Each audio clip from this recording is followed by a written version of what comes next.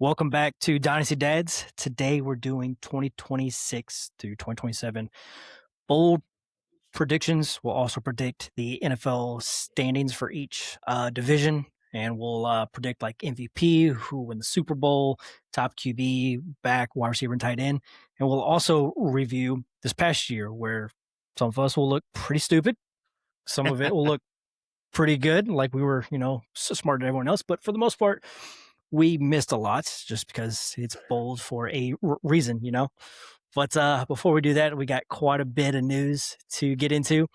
Um, you know, this is the time of year where guys get hurt, and it's really starting to show. It's the worst part of the game we play, but here we are starting off. Brees, he's got a groin injury. Will be out 2 to 3 weeks. Are y'all interested at all in either of the backups? And if you are, which one? You got Allen, and then you got Davis. A little bit of Allen, but I think everyone's been on Allen as the backup anyway, but I'm not moving him up much. Yeah, same. Yeah. No change on Brees really for me. And Yeah, I would that's fair. take Allen out of those two. I just got back a counter on that trade. I guess we'll talk about it here as well. Fuck it. But he countered for the Purdy 27 first, 28 second, and Gunnar Helm for Pearsall and a first. And he asked, any interest in Pearsall? No, thank you. Pass. Absolutely not. Send. Anyway, all right, going on. Yeah, I mean, Brees, he'll be back. It's fine. It's just a groin. For the most of the season, he'll be just fine. Groins have been a target a lot so far this offseason. There's been quite a few guys getting hit with groin injuries. Some not bad at all, and then you have some like Brees where he's going to miss 2 to 3 weeks. He might be there for week one, but at the worst, I'd probably say week two, he's fine. I mean, it's not like they have a lot to play for. They know what they're going to be this season. So no reason to hurt your freshly paid back going into next year. But more injuries. Mike Evans, he's still been out with a hamstring. He's been saying it's hamstring tightness. He's dealt with hamstrings pretty much past 3-4 years at this point. It's not something that you want to see, especially for someone that old. But hopefully he's just being held out just to be ready for week one. They don't have a whole lot there to throw the ball to. They may have George Kittle back for week one. I know that they've been saying that he'll probably play week one, but outside of that, you've lost Pearsall for the year. You got Stribling that's been showing out so far. So if you have them, you're just hoping that this is something that they're just making sure that he's okay. And, trying to stay with the same team here. CMC has also been out with lower body tightness is what they've been calling it. They haven't said what part, which is scary. He was someone that was a pillar of health this past year. And, it kind of goes back and forth with CMC, whether he plays the whole season or he doesn't. And I think it's starting to look like, was that 2 years ago? Oh, yeah, he'll totally be fine for week one, and then he misses the whole season, basically. Yep. So are y'all any way concerned about CMC? Yeah. Yeah. Well, he'll be showing up on my list a couple of times here in a bit. He's not on my list, but I'm definitely concerned. It's getting to the point, 30-year running back. The electrical station seems to be undefeated. So I am definitely getting worried. He's coming off of 450 touches. Like I say, I'll talk about him more here in a bit, but yeah, I'm extremely concerned about CMC. I don't have him anywhere. So why are you concerned? Oh, okay. Well, I mean, he'll be my bust if I'll just go ahead and jump on it now. He's going as RB3. He's coming off of 450 touches. The last 2 times that's happened for him, hitting the 400 mark, which everybody knows, like, it ain't good. He didn't play a full season, ended up, well outside the top 12 on both of those. He's now hit the age 30 mark, which is a significant mark for running backs normally. And take it with a grain of salt that I think he's the third greatest running back in history behind Bo Jackson and Barry Sanders. But on top of all of that, if you think about it, let's say that they are doing well. And I would say that the 49ers will end up limiting him just to try to keep him healthy. Because if you look at if they have a push for the playoffs, which I don't think they'll make the playoffs, but if they do, they've got all of their options right now outside of a brand new rookie and a quarterback who again has proven himself, but doesn't have the high draft capital, etc. All of them are over 30. He's coming off career low rushing rate of 3.8 yards per rush, with a decline in his efficiency, 450. All these things combined, and then now we're starting off with a um, lower body soft tissue injury, which is exactly reminiscent of 2024, a month out from the season starting. All of this just tells me, like, dude, he's not going to be what we've seen out of him all these years. So I think that he's my right fantasy bust this year. I'm Well, that's not exciting. yeah, Although I'm very wrong on a lot of my choices, usually with predictions. You are So, correct, but go ahead. that is hilarious. But I mean, the first thing that caught my ear is you think he's the third best running back, and you included Bo Jackson, which is a little surprising for me, and you didn't include AP of oh, our come on. era, which is just shocking. Jim Brown, people say, I never saw him, of course, but the idea you didn't even bring up some of these guys, and you have Bo Jackson, then him third, is Bo the only thing Jackson's I the heard, and greatest then everything athlete to after walk. that was true.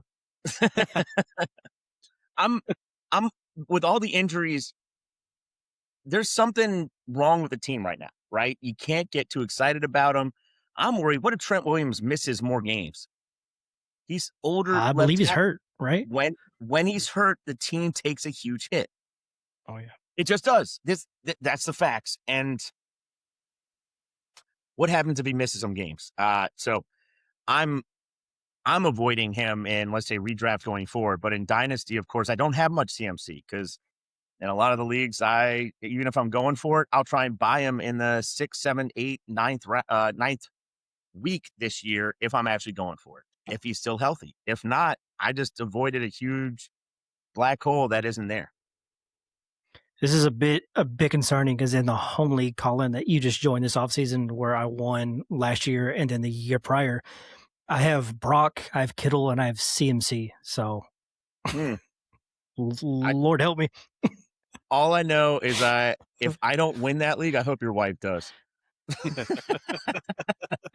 I would like to see her win it because she's lost the past 2 years in the championship. So Yeah, I think it'd be great if she and I play in the title, and if I beat her, then it'll be fair. all right. Well, Colin, I don't know if you saw it, but that trade went through. It was I Brock saw Purdy. a highlight. Which one was it? So it was Brock Purdy for a 27 first, a 28 second, and Gunnar Helm. Gunnar Helm. So the now, long shot tight end. now in that league, I've got 4 first for 2027. So Bingo. 4 first, one of which is your own, which now your team got worse. So that pick has a chance to be moved up and up. I love it. I think that you're making great choices. As much as getting a QB is hard, if you even have to use that first on a QB, you now get the extra flexibility with the second and Gunnar Helm, right? What if Gunnar Helm shows up and turns into something, at least a usable tight end? Now you got a usable tight end, the second in future year, and now you can use the QB, use the first for the QB. It's all about gaining the value and the opportunity because you weren't going for it this year. I mean, No. that team was not going to win. Thank you. You're welcome. Yeah. But all right, let's keep moving. We got a lot of news here. Yes. Some people that were signed. The Giants signed Najee, and I think it's purely as a pass blocker. I don't know if y'all saw the highlight of Tracy completely just whiffing that block and getting dart killed. Wait, I thought that was Singletary. No, that was Tracy. Oh, it was Tracy. Okay. I thought it was Singletary. I could be wrong. That play was so bad, and Yeah. then like the very next day, they're like, "All right, we've got to do something about this. This is this is bad." Yep. That's But great. yeah, I I mean, this might also speak to how Cam Scatterbo is coming along with his recovery, but I don't think it's going to really hurt Cam for the long term of this season. I think it was more of a depth play, someone for third down. Because Tracy, don't ask him to pass block. He can catch, but he can't carry the ball because he'll fumble and he can't block. So just got to do something. And then think the one that's more impactful is the Colts sign Keenan Allen. Um, This they currently don't have Pierce playing. They currently don't have Downs playing. So who else? Who else is playing right now? You got Doolin, and then who else? this this is the big one. Warren. This is the one we saw Ladd get crushed last year because he came in, and I don't care how old he is, he runs good routes, right? And if he goes in and runs good routes, the one that I'm a little more scared of because the receivers aren't there is, does this affect Tyler Warren and to what Yeah. level? That's the question I wanted to ask both of y'all. I'm more worried for Downs than I am anybody on this. I don't think Pierce will be affected as much. I think Downs will be the most, and then Warren. But I don't know, man. I think Warren. He's going to take a big step this year. I believe I think they're going to use him a lot with tush push. They were talking about that this offseason a little bit and giving him some running. They keep continually talking about how they want to get him the ball more. Now, that was before they signed Keenan Allen, and yeah, they work in the same part of the field and stuff. And with Daniel Jones being less mobile, most likely, they're going to be looking to get the ball out quick. And Allen, like you said, man, he's a great route runner. He's going to be open. So I could see that it will affect Warren, I'm sure, more than if he wasn't there. But I think Downs is going to be the one that takes a step back versus expectations because of this. So I'm sure we all have some drafts that are coming up in the next 1 to 2 weeks. Were y'all pretty even split on Colston and Warren before this? And does this change at all for you? I I was not, and you'll see in my future coming up, I am not as high on the Indianapolis Colts, period. So I was much more Colston, especially with the injury to Burden. I was a lot more on Colston than I was Warren. And I don't have many shares of Warren, but it's one more guy that knows how to run routes that is an option, which will take away from Warren getting, 130 targets or whatever you think you might get. All right. Well, how about you take this next one? All right. Yeah, thanks. This is a lot of fun. Jordan, I'm always small injury. Tyson expected to miss couple weeks, no, 2 months with a hamstring injury. What is good is we're a month out from the season still, so it might only be a pup plus a couple weeks. It might only be, let's say, 6 games. What sucked is he was doing well in camp. It looked like he and Olavi were playing well off of each other, and Shuck was looking good. Now it really hurts everyone in the offense. DeJuan Johnson's now the second option again. Can Oscar Delp pick it up? Who knows? So it's like, it's a little scary. It's disappointing to say the least, but hey, we'll keep ticking. I'm excited for our offense. The O-line should be good. Hopefully, we can miss him for 6 weeks and then he comes back. Yeah. I I think for anything for the first month and a half, it's probably going to bump up Jawan Johnson, just because he's probably going to be the second pass catcher in that offense. Who's going to be the wide receiver 2? Maybe Vele or Bryce Lance, or who's the other one? Barian Brown, I think, that they drafted. I think that's right. You don't know, Colin. It's fine. Barian But Brown was the second guy. Yes. yeah. So who else? So we have Barian Brown. We got Bryce Lance was the 4th rounder. So we got a couple options. But Vele is the second guy. I'm curious if Oscar Delp gets on the field a little earlier. They said he's been looking pretty good. He's athletic. Too. Who But knows? all this says to me is Olave and Jawan Johnson are probably going to get a hot start to the season. So, all right, moving on. We got more injuries. Kyle Monangai is going to miss a couple weeks with a hyperextended knee. So, will he play in the first week of the season? Don't know, but that's just something to monitor because it's really just going to be him and Swift. I don't think Roshan or anybody else in the backfield is going to get a lot of touches. It's just going to be those two guys. So if one's down, Swift is primed for a great start to the season. That offense, Kyle. I mean, I don't think anyone here was really buying into him a whole lot, knowing that next year they're probably going to have someone new if it's not Swift, and that new player I would expect to be on the field more. But we'll see. Jeremiah Love, he came out and looked fucking great. Dude is awesome. I don't know if y'all saw those runs. Dude is, I mean, he looks a lot like AP.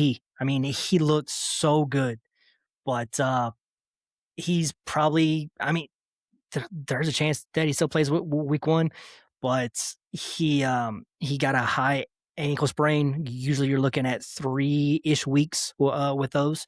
So he may be out the first week of the season, and then you're not 100% for at least a couple more weeks after that. So it might be a slower start to the season. So if you have Tyler Algier, if you want to try to send him to the Love manager, I'm sure they would pay, first for him right now. So no.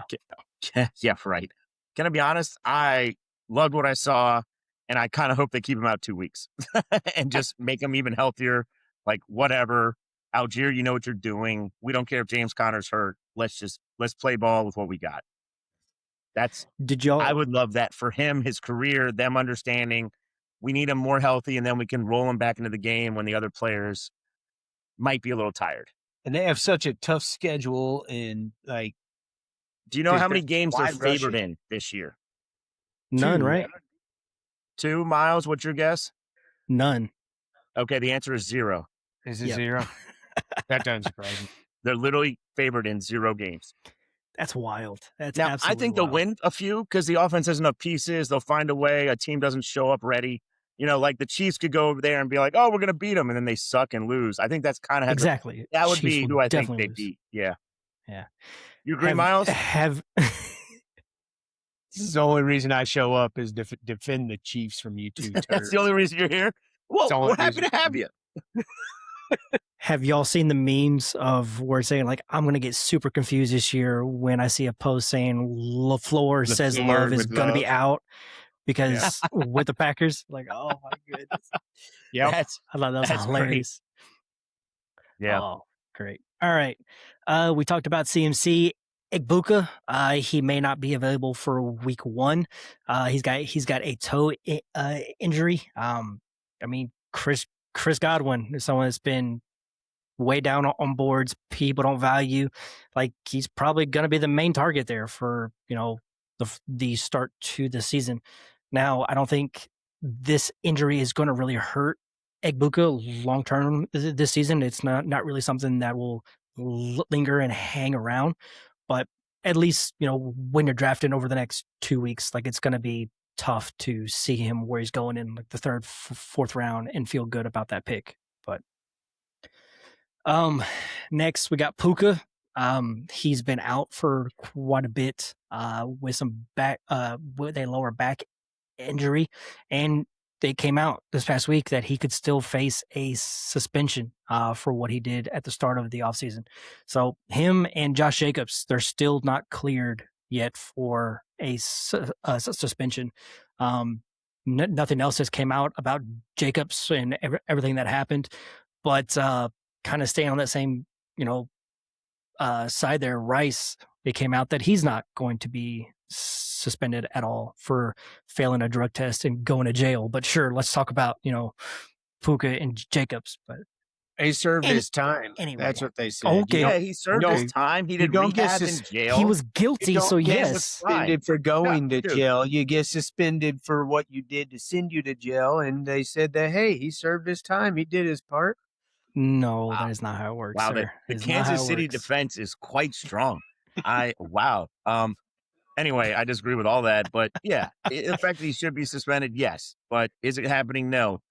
So I would say draft him this year with confidence. In Dynasty, I'm scared shitless because I don't think KC puts up with it, and I think he might move on next year. Oh, no, I've had a lot of offers lately on Rice to send him to me, knowing I'm a Chiefs fan, and I'm turning them all down. I don't think he's going to be successful elsewhere. What Uh, what would you trade for him? what would I trade for him? Would you give up a 27-second? That's where I was at. Yes. Yeah, I that's yes. probably would do a second, but Right. Well, right, because it's For not even this much. If year, you get him yeah. this year, he could win you the title.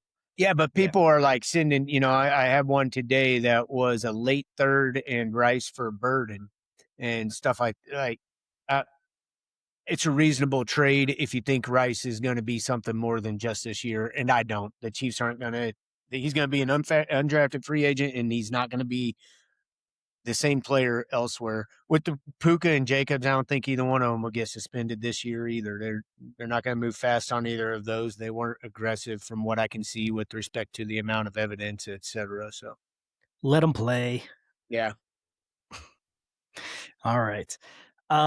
We got another signing, Darren Waller to the Panthers. Some Next. people on this podcast, exactly. I was going to say, Don't some care. people don't care about it, but like he's got a shot to be the second or third option in the offense. And something that we talked about a few weeks back was, as a tight end, you have to be the second or third option in your offense to be anything for fantasy. And he's got a shot there to do that.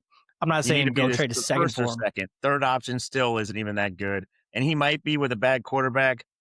In best ball, sure, but there's no way I could tell you when he'll be usable each week coming in. So best The ball, weeks fine. that If he you wanna scores pick him a up lot your of points. 30th guy, whatever. That 1 week every year that he scores 2 to 3 tutties. That's the only time he'll be useful. All right. Chuba is missing some time with a hamstring.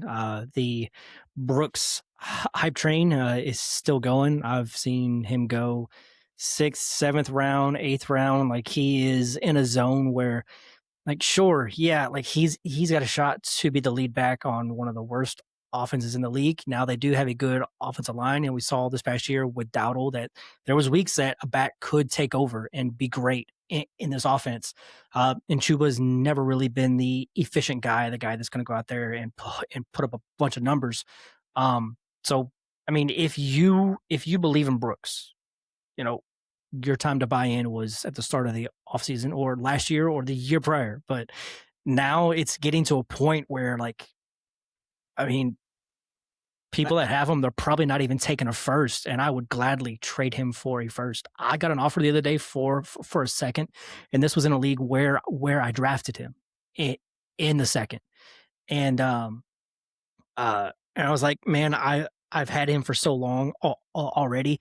If he turns into anything, I want it to be on my roster because I spent the pick on him, 3 years ago at this point. Like, so, but like if someone wants to send me a first, he's gone. Oh, Yeah, I'm at high first on he's gone Brooks, for but- me. Yeah, same. I'm high on Brooks, but any first and he's gone. In redraft, I think he's sneaking into the 5th round now. Like That's it's getting crazy, man. It's getting hot to say the least. Like, All here's the thing: right. if he's the starter and Chuba's hurt, is he even that good? Like, the offensive line has had issues. Bryce Young's the quarterback. What are we doing? Like, I love the name, the opportunity, the story is great, but I can't even tell you who's going to be good. Anyway, Yeah, it's next. it's gonna be fun.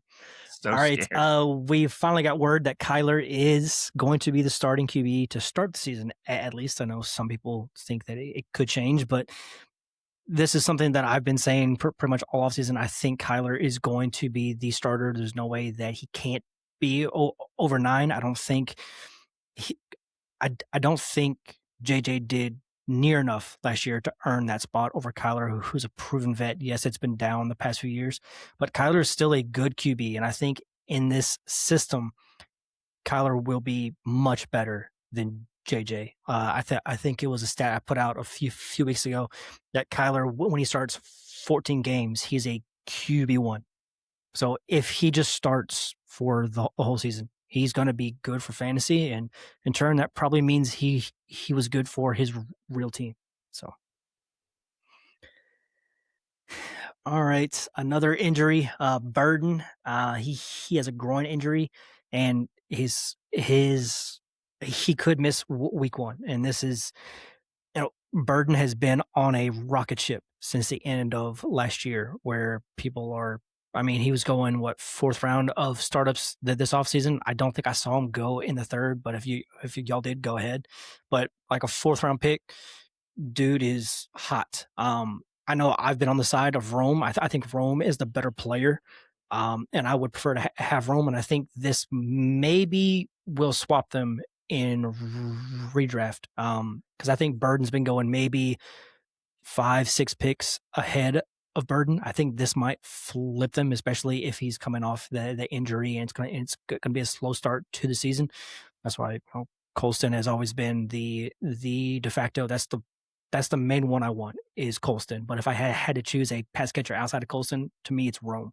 Are y'all still high on Burden going into the season, or have y'all ever been as hot for Burden? I was never as high because I was worried the three options. I couldn't tell you who the best is. It seemed like everyone was lower on Rome, but with three options, and if they get an even split of targets with some out of the backfield, because that's the way the offense worked well, I was definitely a little worried and scared. Now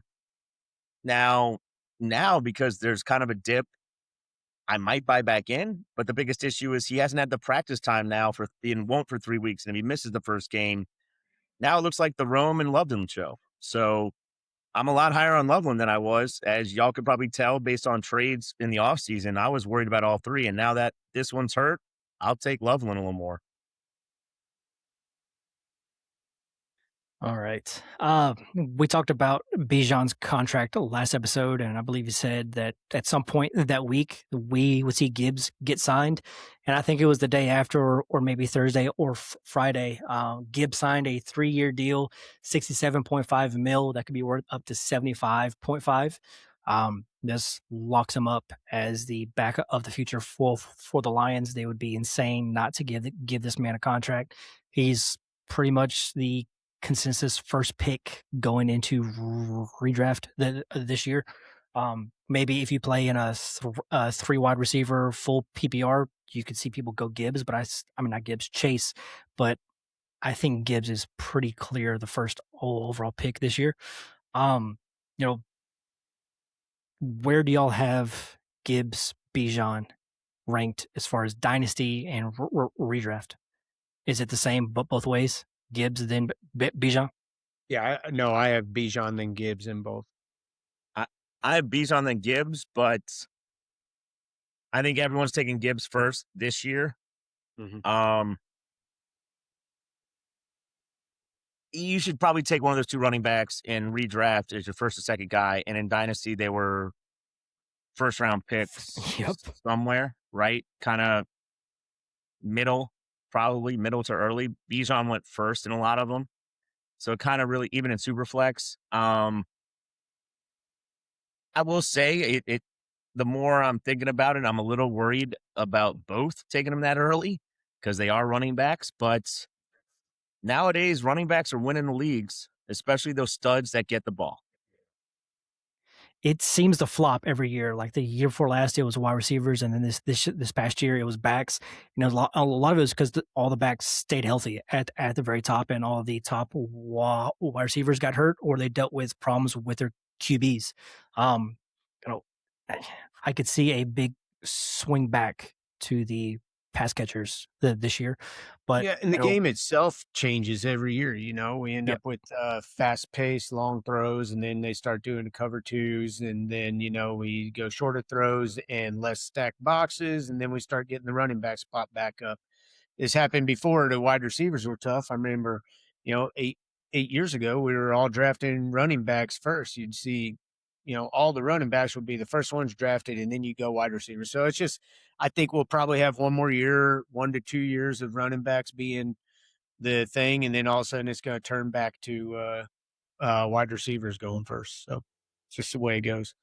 One question for y'all. Do you think part of that could be because those top receivers are now 27 years old. Could it be age a little bit? Or I mean, late who are 26? the young guys at the wide receiver position that are under 25 that are going to JSN? take that? Yeah. So there's one. Who else? Who's the Is next? London's still under there, right? Yeah, London's Puka, still there. JSN, CD's over that, right? Jefferson's over that. ASB is Golden, you know, on Ra's right Golden. around there, but he's pushing 27, isn't he? I think he is Okay. 27. 20. They're Olave, the late 26 or that age. Yeah. Neighbors. Okay.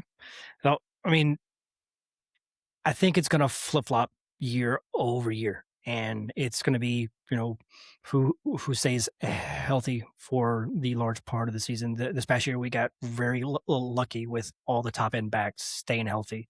I mean, I can't think of one that went down to injury off the top of my head.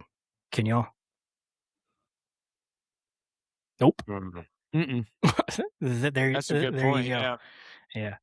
So we're already seeing like CMC's kind of having issues, and then you know Jeremiah Love is having issues, and like so Brees Hall.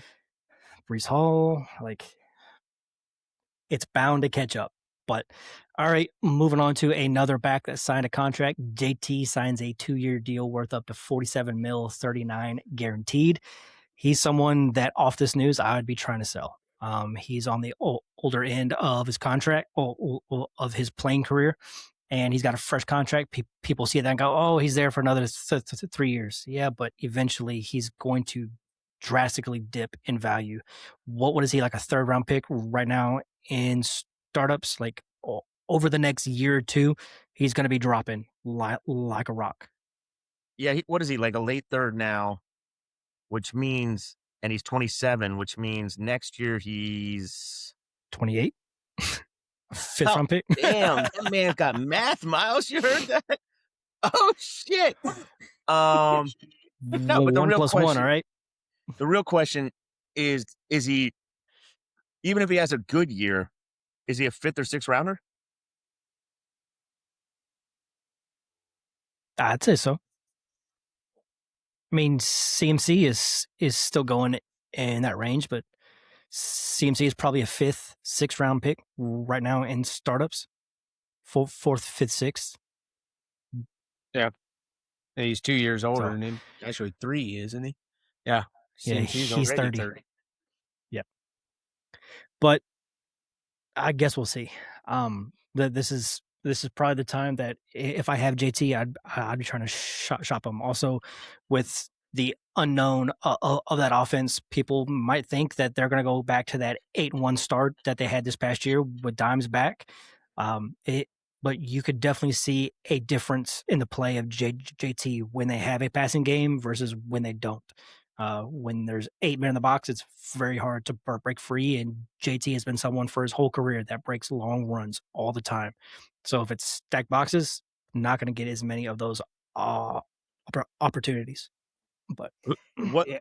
what would y'all be wanting for him, and what would you give up for him? I'll be wanting a first plus. First and a second, like a 27 first and a 28 second, something like that. Probably, yeah. Yeah, and I'd give a first if I'm truly competing. I'd give a first up for Yep. her. Would you give a Same. first and a second or no? Probably not. I don't know. I'd have to. That'd be. I'd consider it because I mean it's going to be a late second, but you know it's deep. I would flat. pull a Colin and be like, "Hey, I want a third back." Yeah, I'd start looking at a swap or something. Standard. Okay. All right. I'm more wondering is who is his handcuff because he's been pretty healthy the last few years, and you know if they're going to run him Giddens and Seth McGowan. Yeah. So which one of those dudes do you think is the better person to have, or is it just going to be pure committee at that point? Giddens Or is try to hurt. grab Giddens is Giddens hurt. is hurt. Okay. Or do you get James Conner and think that they're going to trade for him when he goes down? I mean, Fits. I would rather have Seth, than just based off youth and the tape I watched this offseason. I Yeah. liked him a lot. I know that so did Colin. So if something did happen to JT and both of those guys are healthy, I think it would be a fair split, maybe 60-40, but I think Seth would get the 60.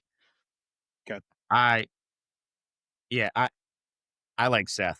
I love the way he ran, just watching his film, and I'm not an expert, but I enjoyed him. That's all I can really say. And I have way too many shares of him in Dynasty. That is the other thing I could say. In the fourth All round, right. I was taking him everywhere. All right. How about we get into some predictions? Who wants to go first? Let Miles go.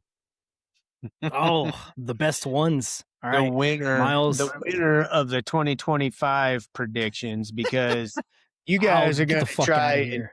you guys are going to try and Azer stat these. I know, but I'm going Acer to We all stat it. sucked. We all sucked. Okay, it's Dude, fine. I kinda So liked mine. Mine were go pretty through damn your close. 2025, I'm go feeling through your feeling 2025, pretty and good. then go through All your right. 2026. All right. For my 2025 predictions, I think I got 0 of them. Let's see. My NFL MVP was Lamar. I'm running that one back this Eh. year.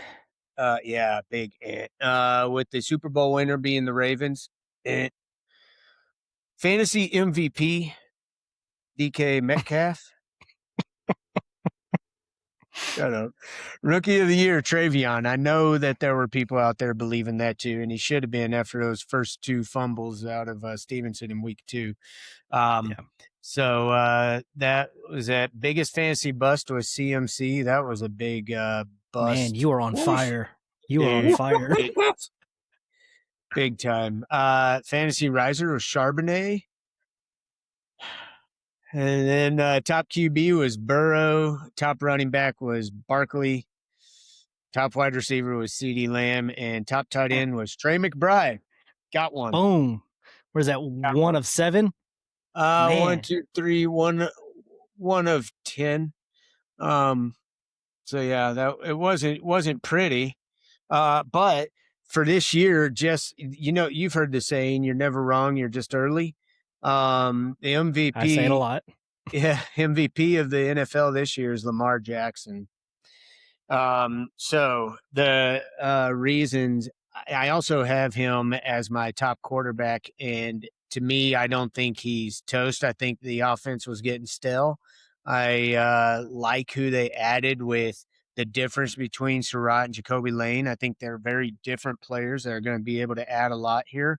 I like Declan Doyle coming in, and I think they're going to turn this around to be a faster paced offense, and they're going to get the last little bit out of Lamar's legs as well. So I'm very every time that he's had a new coach, a new OC show up, he has turned around and been a fantasy QB1, the fantasy QB1 that next year. Won both of his MVP seasons were after a new OC as well, I believe. You have to check on that one. Super Bowl winner, I have the Rams, which that's pretty chalk, but my God, they look good both on offense and defense. So, my fantasy MVP is going to be Flowers. I'll talk about him more here in a little bit with respect to my bold takes.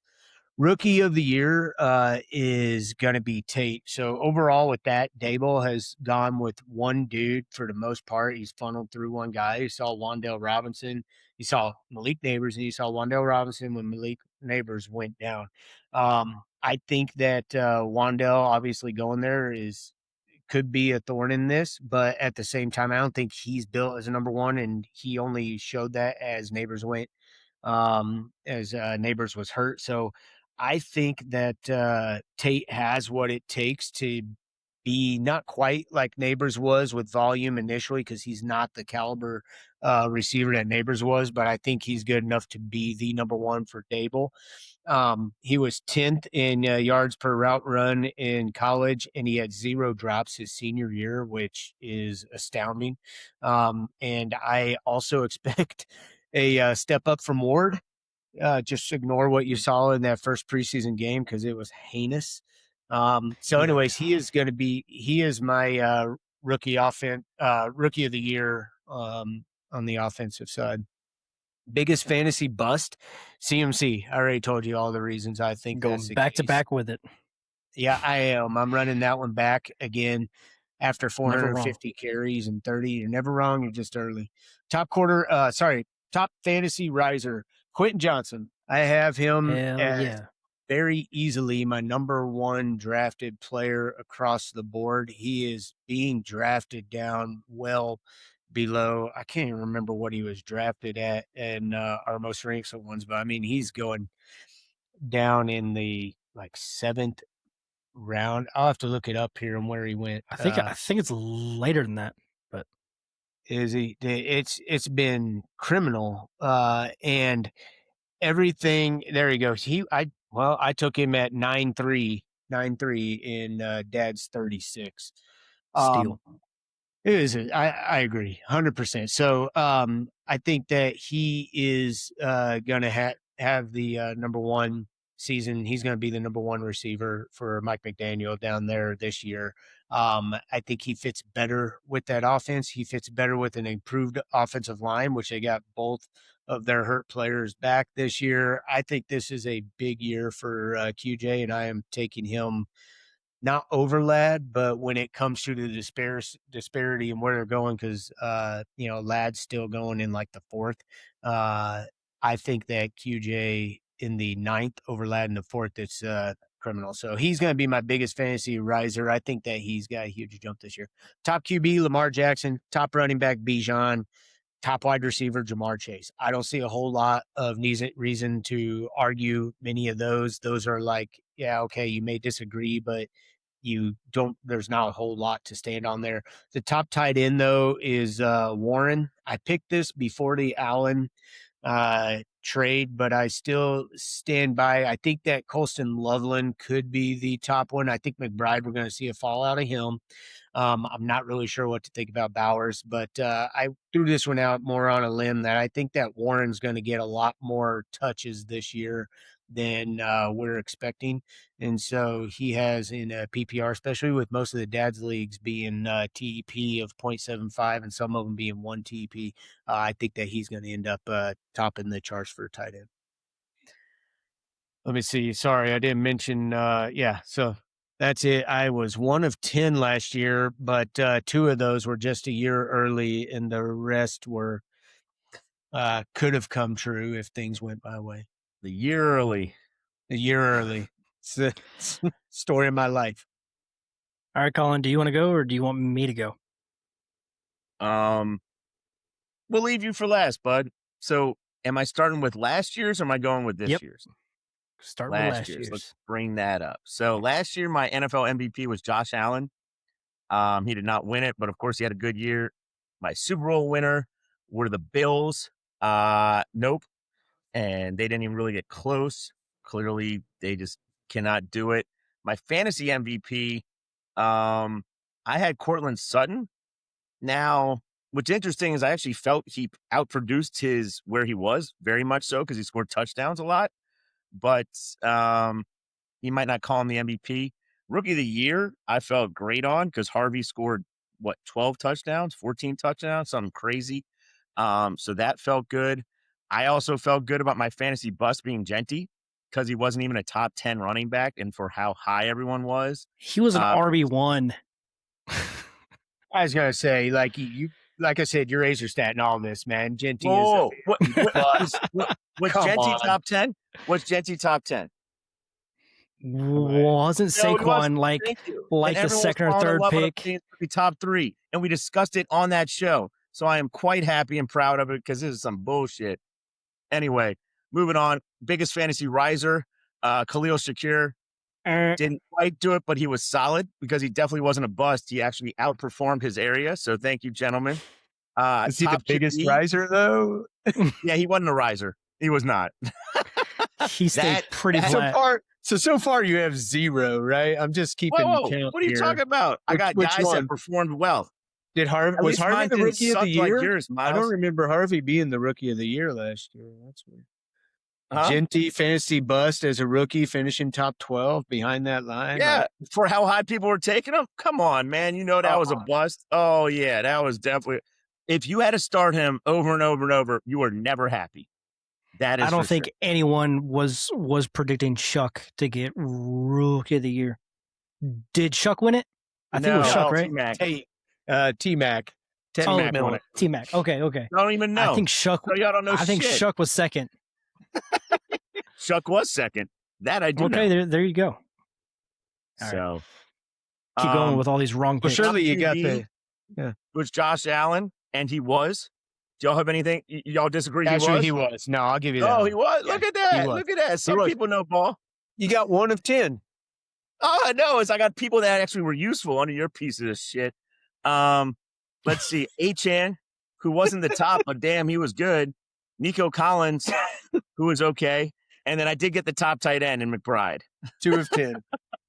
2 of 10 And because you then- copied my tight end. Yeah, no, mine's on top. I did mine first. Just making sure we're on the same page Alphabetical order, man. there. Alphabetical order. And then my bold prediction, Shakir had over 100 catches. He ended with 72. So let's stay with the first ones, and then we'll move on to the. we'll go down to that later. I wasn't sure. So if, move into 2026. My 2026 predictions. NFL MVP, I have Josh Allen, because I just feel in multiple cases, but one of them, of course, is the idea that the Jets defense and the Miami Dolphins defense is just going to be awful. And so he's got a lot of easier games. It's going to work out, right? My Super Bowl winner is the Broncos. My fantasy MVP is T. Higgins. I actually say that my prediction is he actually stays healthy and is easily outperforms where he's getting drafted. Because if you look at a lot of startups right now, he was like a late 6th rounder, which I just think was way too late for what he could be. Rookie of the Year, I had Jordan Tyson. When you mix 6 games, even though I guess Shuck did it last year, but he's a QB. When you miss that many games, you can't be it. So I have Tate, which is just kind of a cop out, which is some bullshit to be honest. But yeah, that's where I am. Biggest fantasy bust is JSN. He was the guy. Everything worked. Everything was awesome. They won a Super Bowl. So he played 4 extra games. You usually see a Super Bowl hangover. I'm worried about that entire offense, and I'll say that later on. Biggest fantasy riser, Marvin Harrison, because I feel everyone hates him. So there's nowhere to go but up. So if that's actually the case, hey, could be right. I've made a couple changes. He could still go down. What'd you say? He could still go down. Marv. I don't think Marv can. I mean, okay. I love it. I like Marv. Some people won't give up a first for him, and I don't know if he'll. Yeah, I don't know if he gets lower. That's my opinion. Okay. The top QB I've switched it, and it comes down to Caleb Williams. I guess I'm riding the high. I'm feeling the offense. The biggest reason I have him here for fantasy is I truly think that defense could be awful. And I think it could turn into the similar situation of, let's say, Joe Burrow and Dak last year, where they're just going to have to score 1 million points. And that defense, that defense led the entire league in turnovers, turnover differential, and interceptions. And if they go back to, let's say, league average, that offense is going to have to be chucking it around more and scoring more. So I have Caleb Williams as a top QB, top running back. I have Bijan. Between him and Gibbs, just because of what they could do, I decided to go Bijan, and you'll see later in maybe some bolder predictions why. Top wide receiver, I guess I put T. Higgins at MVP, so I decided not to put Chase. So I decided to put Amon-Ra because I think they might have to throw a little bit more. So let's put Amon-Ra in there because he's been close before. Why not now? And then my top tight end, I went with Colston Loveland, riding the Caleb Williams. I know in the beginning of the offseason, I wasn't as high, but with his Luther Burden injury, now you're down to 2, at least to me. And Loveland, I think, will be the number 1 option. Did y'all see that conversation that I had with someone? I think it was in the pool or the Chop League, where they were saying that the Bears' defense is great. And I was like, what are you talking about? What are you talking about? They were bottom 3rd. Did you not see that? You're not serious. No, No, Yeah, they literally have a bottom 5 D line and a bottom 5 secondary, and they're Yeah, now I didn't getting see that injuries. conversation. Like yeah. that, it's not even close, in my opinion. Like they're not good. Yes, it was something about. I think it was in maybe the pool league, but someone was saying that the Bears defense was really, really good, and I was like, "What are you watching? What It, are you talking about?" now, Plays from the 85 year. And no, that's, it if you say their defense last year led the league in turnovers, that is a true statement. Do I It think was they're a good in defense? The answer is no. it was in the pool league. Um, Okay. let's see. Here it is right here.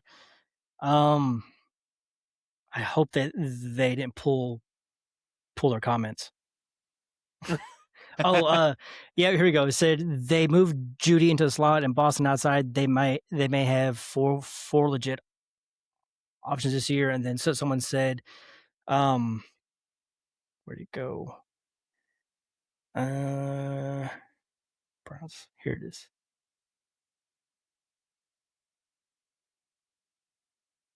Come on, where'd it go? I think he pulled the comment Yeah, he should have. Now, if you because look at it's not there stats, anymore. Oh, they did lead the league in turnovers. I think they had like 34 in the season. It was something crazy. And they had like 23 or 24 interceptions, which is just nuts, right? yeah. So he was saying, oh yeah, they're top 4 in yards and 14 in points. And then he said, shit, I was seeing the Browns defense. This was 3 days ago. Oh. Well, And I was I'll like, be honest, the Browns defense was very good. yes. I was like, yes. I think he pulled the comment. Yeah, It's fine. as he It's should. fine. Anyway, all right, I'll get into mine. Um, so last year, I had NFL MVP Joe Burrow got hurt. Super Bowl Jeez. winning Immediately with the team. excuses. Okay. yep, right away You have again. no fucking room to Oh, talk, jeez. Colin. You have Oh no my fucking room God, to talk. Gus, come on, man. Not Jinty even. wasn't a top 10 back. He was a RB1. Fuck out of He here. wasn't a top Anyway, 10 back. Hold on. Who was your you Super are Bowl you winner are there? correct. Thank you. The Green Bay Packers got very, very close, a lot closer than most teams. And then some. We got Closer robbed, than man. most teams could be the My best part of that. fantasy MVP was CMC. Nailed that on the fucking head. I don't care what anyone says. And then rookie of the year was Travion. He should have won it, but here we are. My biggest fantasy bust was Sam Laporta. I thought Didn't that do was a jack good squat pick. this year. Yeah, That was a good I'll take that one. Yeah. This next one, I was just a year too early on. Biggest fantasy riser, Golden. He's been getting hyped up a lot this off season. Not just by me, but if you watch any of the practices, any of the coach speak, I almost put him down as my riser for this year. But He's being now propped up by that all the Packers fans. yeah, well, Yeah. there's a lot of us. My top QB was Jackson. Top RB was Gibbs. That one was close. I think Gibbs had him beat out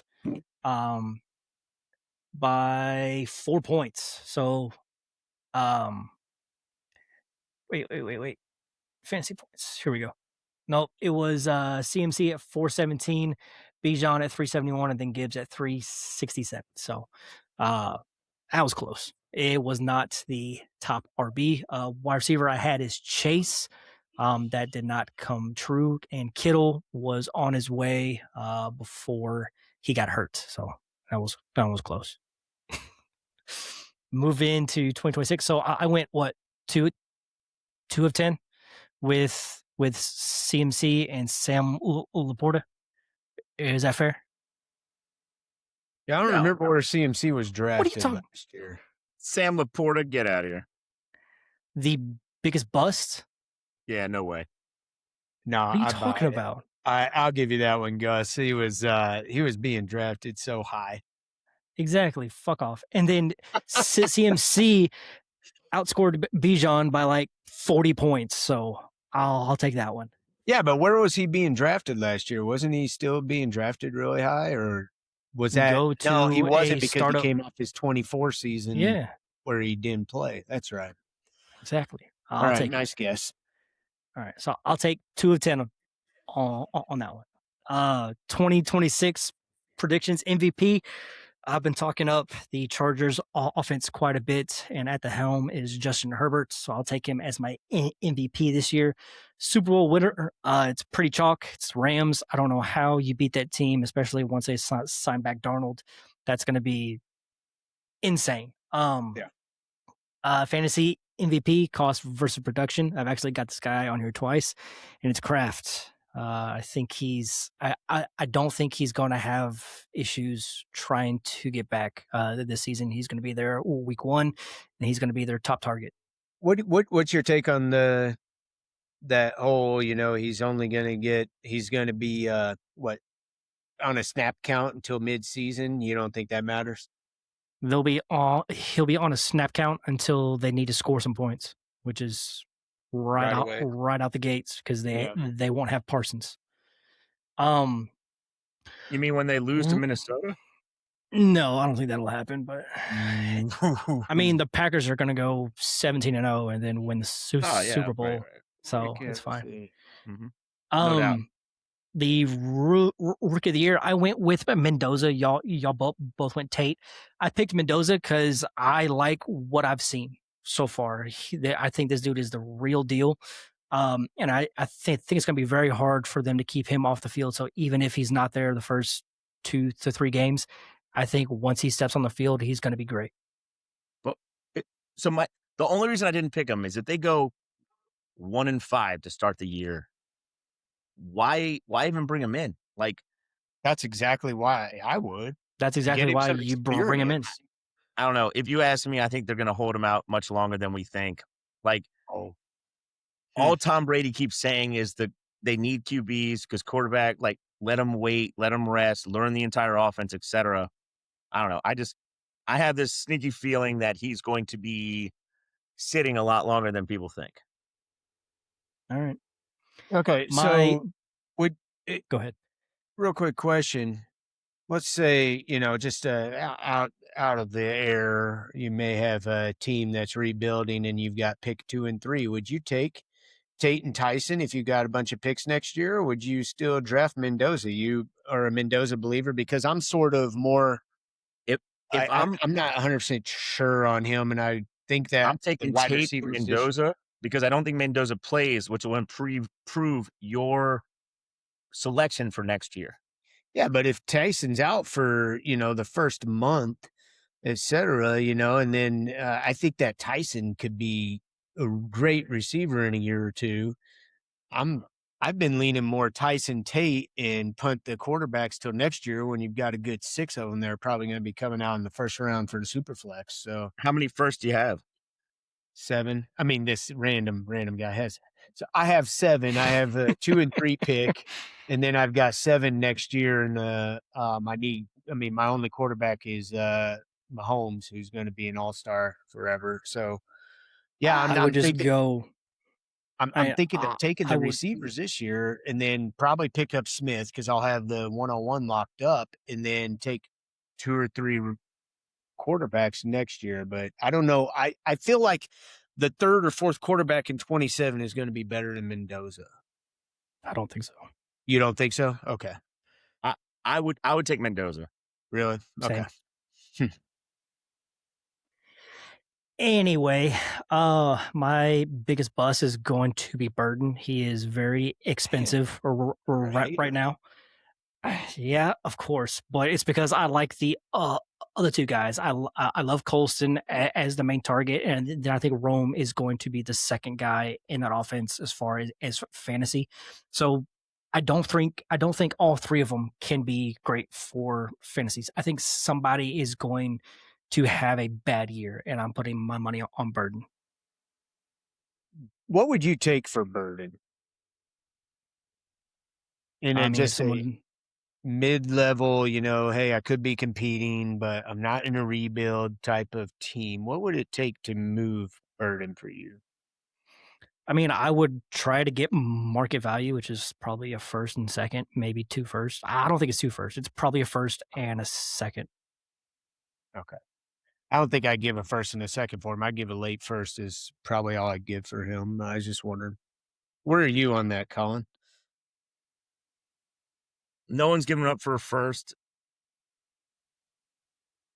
without a first. I mean, I don't know if I'm giving it up. No. Okay. All right. Cool. My biggest fantasy riser is the same as Miles. It's QJ. I've been talking him up all off season, and we'll get into some bold predictions next. And one of those is going to involve QJ. I think he's going to be on the field for every snap, and to pair him with my MVP, Justin Herbert, I really think that QJ could finish as the top target in that offense. So, top QB, Josh Allen, pretty chalk. Top RB, I went back with CMC. I'm not scared. Fuck it. Let's run it back. Top receiver, I'm going to go Chase, and top tight end, Kraft. All right. You probably go 1 for 10 with QJ. Hey, if that is the only one that I get right, I'll be so happy. I will too. I will too, man. All right, let's go over to bold predictions. We each picked. I think last year we did 4 or 5, and then this year we kind of did more.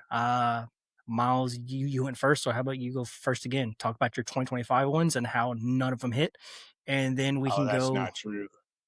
I think if there's a trophy, I'm going to take this for the bold predictions. I might actually buy the trophy and display it. So J-Mo will be the number 1 in Detroit again. I was not wrong. I was just early.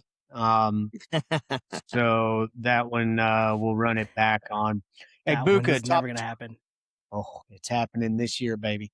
Egbuka, top 12 wide receiver in Dynasty ADP this year. That was my prediction from last year, was that he was going to bump into the top 12. That one hit. So he went wide receiver 10 and 36. Overall, what I'm seeing is in PPR league, he's going as a wide receiver 11. If you guys are seeing something different, let me know. But that's what I pulled off of Sleeper ADP. I think it's 13, so I think you just missed it. I would say, hey, great work, because these are bold predictions. And yeah, I think it is 13, but who cares? I mean, I think that was a great call. Thank you. Yeah. I just checked it and it was 11. Mahomes, top 5 fantasy quarterback once again. And both of you hit mute on your audio because you think that's wrong, but he was quarterback 2 prior to the injury. So he had 21.1 points per game, quarterback 2 points per game prior to his injury. I'm taking the win on that one. So I've already got. You mean the guy that finished at QB 11? Yeah, without playing a full season. I do mean that same guy. But I mean the guy QB 2 before he got hurt. So we'll go. We'll call that a push, and I'll get a 0.5 on that one. Brock Bowers finished as tight end 3 at best. So I'm going to take a win on that one because he got hurt. Come on, tight end. You're not going to give me. You can't have it both ways. I will give you a point for. You can have a point for Mahomes or a point for Brock. I'll take the point for Mahomes, obviously, because now you're admitting that Mahomes was a top 5 quarterback last year. No, so you said it, and I mean, Bowers was still tight end 2 in points per game, but overall tight end 10. And yeah, that was injury based, man. He was dealing with that all year and still ended up tight end 10 without playing a large chunk of the season, and with part of that season being just busted up. And then Tyreek Hill will not finish the season with the Dolphins. I'm counting that as a W because he finished the season on the Dolphins and then they cut him. No, he finished his season in a hospital in Miami. That's not the same thing. He was still on the roster, sir. He wouldn't have been had he not been hurt. So all mine are just gone to hell because of injuries. But otherwise, I feel like I got 100% hit rate minus the JMO one, which I'm early on. So I think I was 4.5 out of 5. So can I tell you something, Miles? Then that means they're not that bold because the Ah, whole point is if they're bold, you only want to be hitting like 10 to 15%. So that looks like some weak ass shit right there. So Yeah, congrats, high all these are five. chalk. All all I mean, these are because there was a chalk. I Oh, mean, there was a lot okay. of talk about Tyreek being traded, mid-season, even before the season started. Like he's probably going to be traded. So like the only one that was like super bold was JMO, and the one that you missed, but it's Yeah. fine. Okay. So for this year, you guys, okay. So for this year, I'm running back to JMO one, but I just flat out said that JMO is going to outscore ASB in fantasy points per game. You're absolute I, psycho. There's no yes, fucking shot. there is So a shot. now we're going to yours. What is it? JMO outscored ASB. Okay. You see, Yeah. now that's called bold. So That's here's definitely here's bold. I'm gonna throw some reasoning on these. So a year from now, I can look back at it and be like, "Yeah, I told you so." He had 5.2 yards per reception more than ASB last year. His A dot was over 4 yards more, 50% more. Which again, like, yeah, that's not a surprise, right? ASB is a short yardage guy. Yard after catch, much more, but the difference is now he plays at all three levels. ASB has not played at all three levels. We've got um, Laporta back healthy for the first time in 2 years, right? That's more of a hindrance to ASB. ASB is a volume guy. JMO has never been a volume guy. He's a yak guy, and that is much more well suited for Petzing's type of offense, right? He has a yard after catch, eccentric type of scheme. He is able to play both the short, like Rashee Rice type of play, but he's also able, like the dude is an athletic freak, also able to play the Alec Pierce, A dot game as well. So I think all those things teamed up with you can't double team everybody. And I think that teams will play a little bit shorter area because they have Laporta and ASB. And then on top of that, dude, JMO is getting better year after year after year. They put the draft capital into him and are developing him. I think this is the year that he takes over. I think I was early last year and it was really just a pitch in the dark, but I honestly do believe that he has a chance to take that over this year. That's my JMO push. All right. Now, my most well, not my most bold, but I think Flowers will be a top 5, and I'm willing to even go up to a top 3 wide receiver this year. I think that if you look at it, he was top 5. Uh, I think he's going to be top 5, possibly even top 3.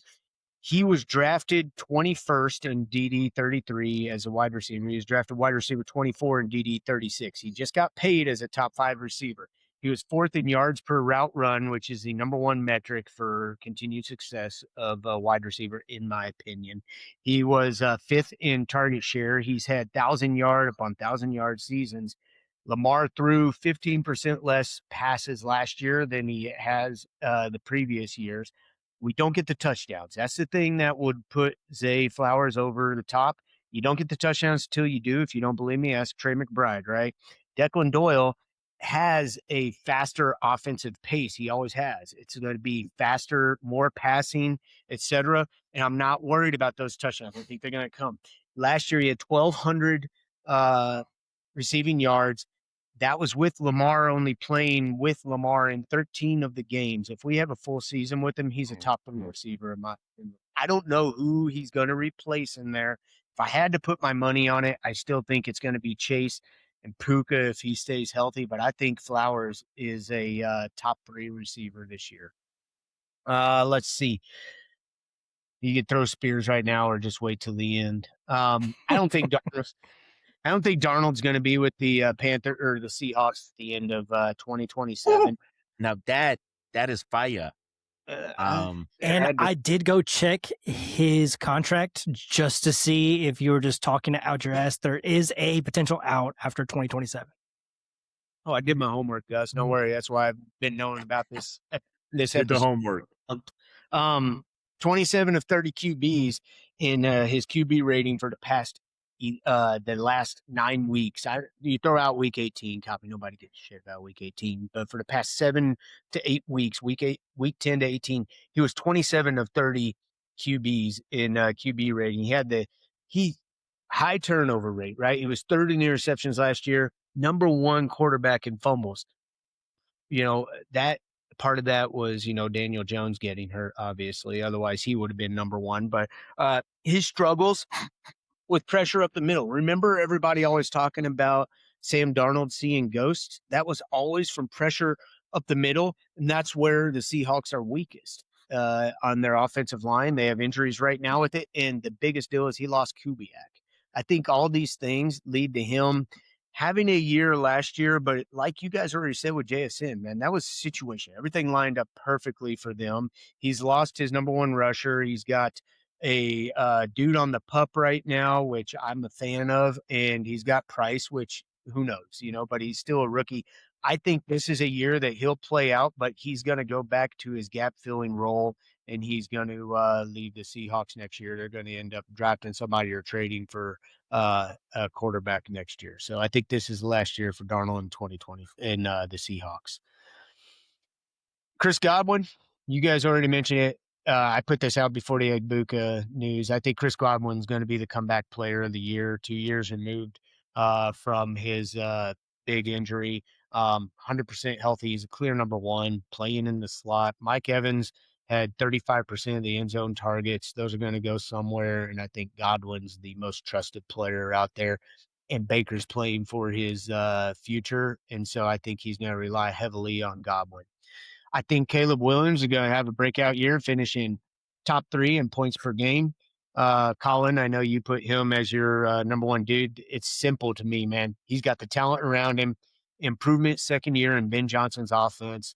The guy is a good athlete. He had what are standard rookie mistakes in a simple offense, and he's playing in one of the most complicated offenses or schemes in the NFL, in my opinion, with Ben Johnson. I think that having his second year, hopefully Burden gets healthy, but dude, he's just surrounded by talent. And like you said, their defense sucks. We're going to be targeted. They're awful. So he's going to be throwing the ball. They're going to be scoring left and right. And I think that, he's going to be the first 4,000 yard passer. I don't think he'll hit 5,000, but he's easily going to hit 4,000 in my opinion. He's going to get a lot of rushing yards this year. I think this is a year that he turns it around.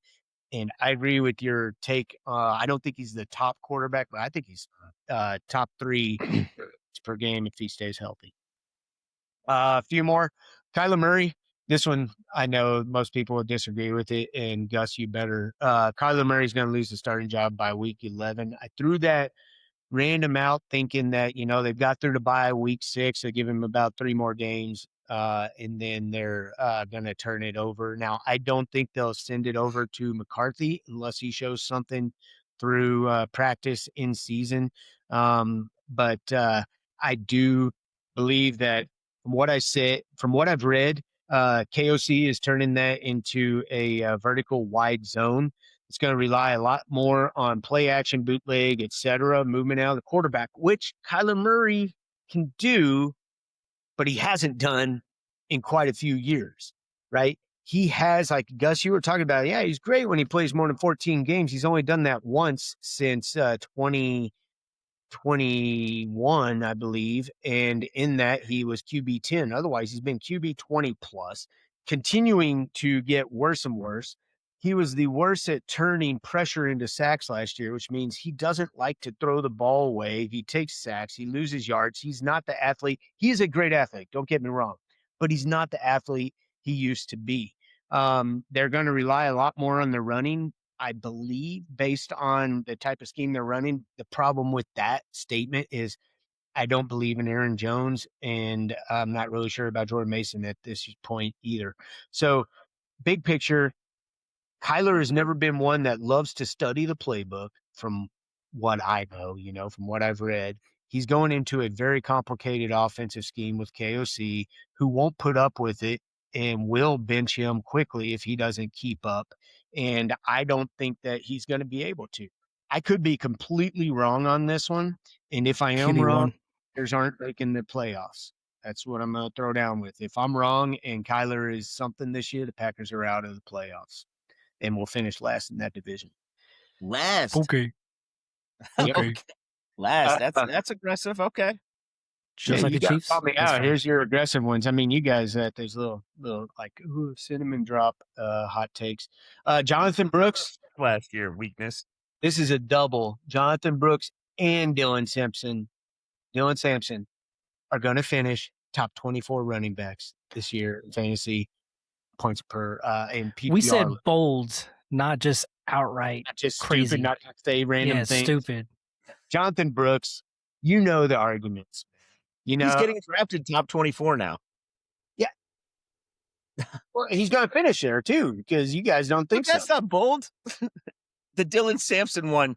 That was crazy. He's being drafted 32 in Dynasty, in Sleeper Dynasty. And I checked it today. His ADP was 32. In Dynasty, I guess you could say that. But his last one, I'm telling you, the last startup I did, it's stupid where he's going. It is in the name Dynasty Dads, though. So in Dynasty, he's being drafted. In redraft, I'm just saying, if you did a startup a month ago, right, he's probably 31 and the ADP hasn't caught up. If you do one now, I think he went 25th. I can even look it up. It was. So, I also threw Sampson on there, which I know you guys. Do you even know who he plays for, Colin? So, anyways, he's going to be probably some shitty team with a shitty O line. That's right. So, dude, for Brooks, it's always like everybody always say, you guys already said it once on here. We haven't seen it before. Yeah, we haven't. But no, you don't see it with anyone until you actually see it. He's in a great situation. He was great in college, 100% healthy, 2 years of experience, not running, but of watching film, of learning how to be a running back. He's hungry for it, man. He is a good receiving option as well. He was in college. He's going to be a dump off for a short little Bryce Young on his last season, et cetera. I think he has a great chance for Brooks.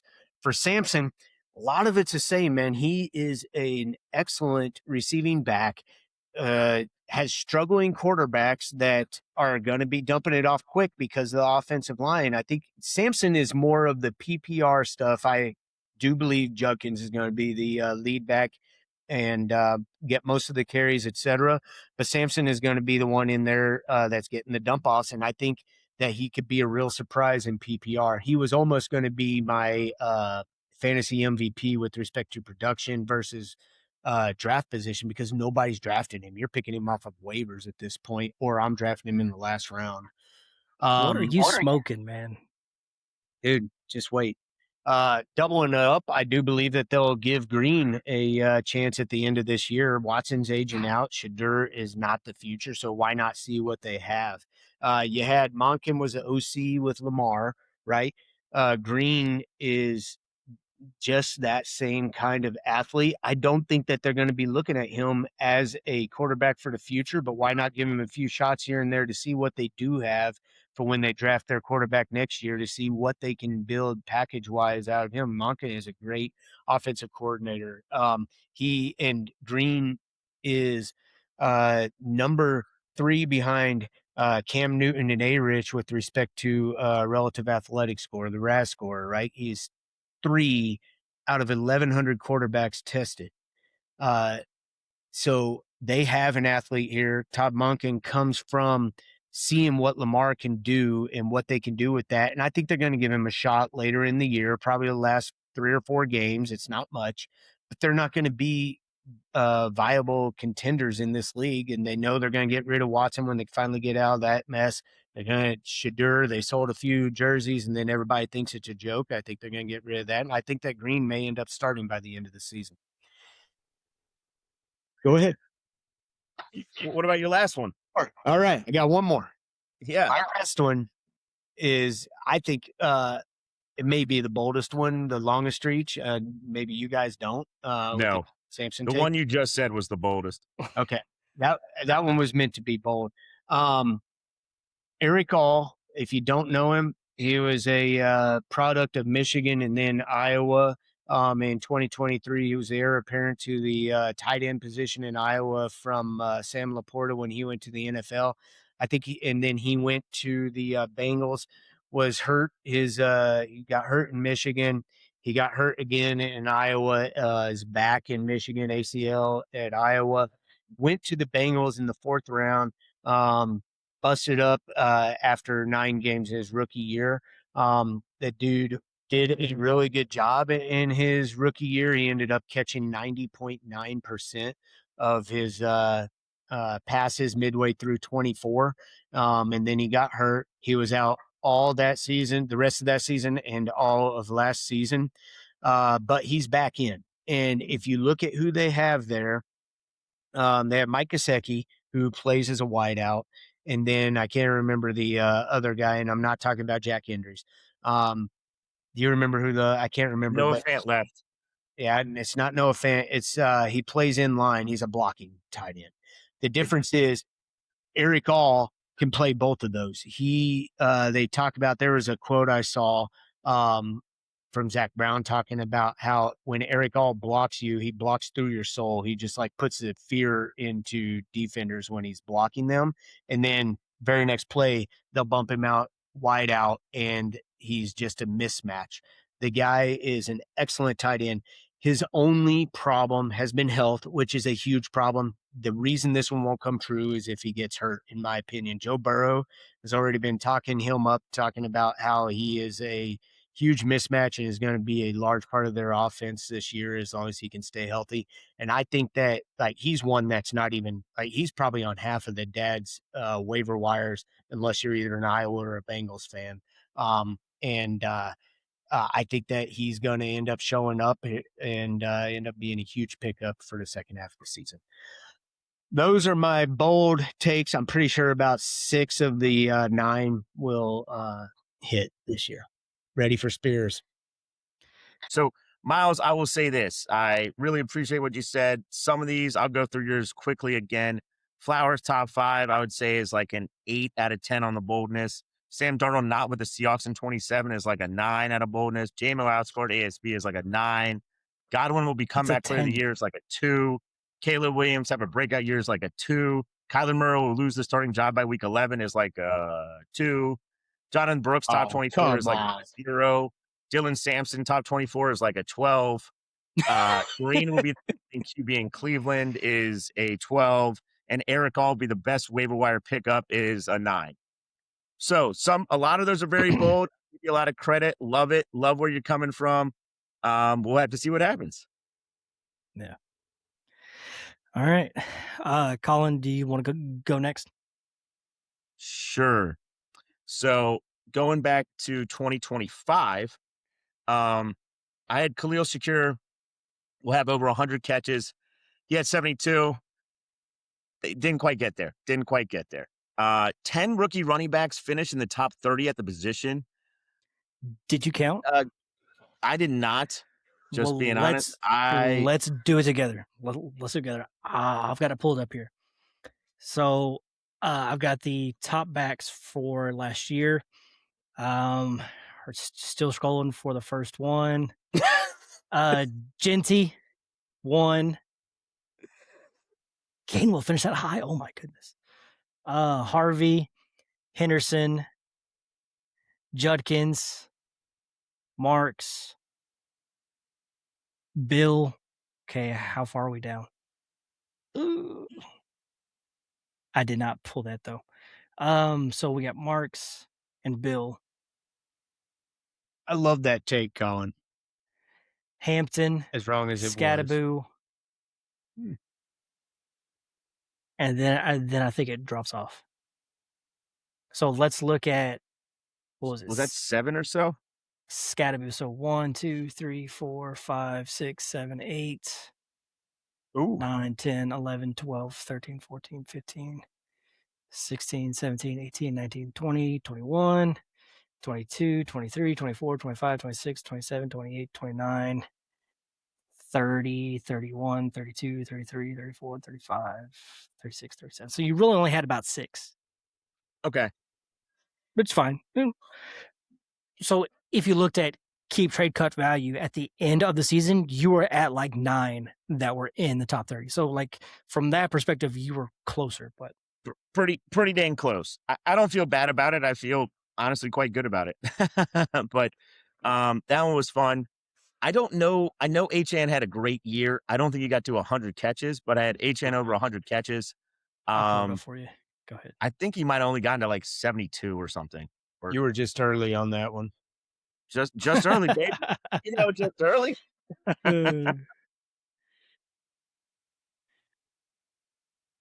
So leaders last year. Let's go stats. HN had history. He had 65, so he had less than the year prior. But he had about the same amount of targets. So he had 85 targets and caught 67 of them.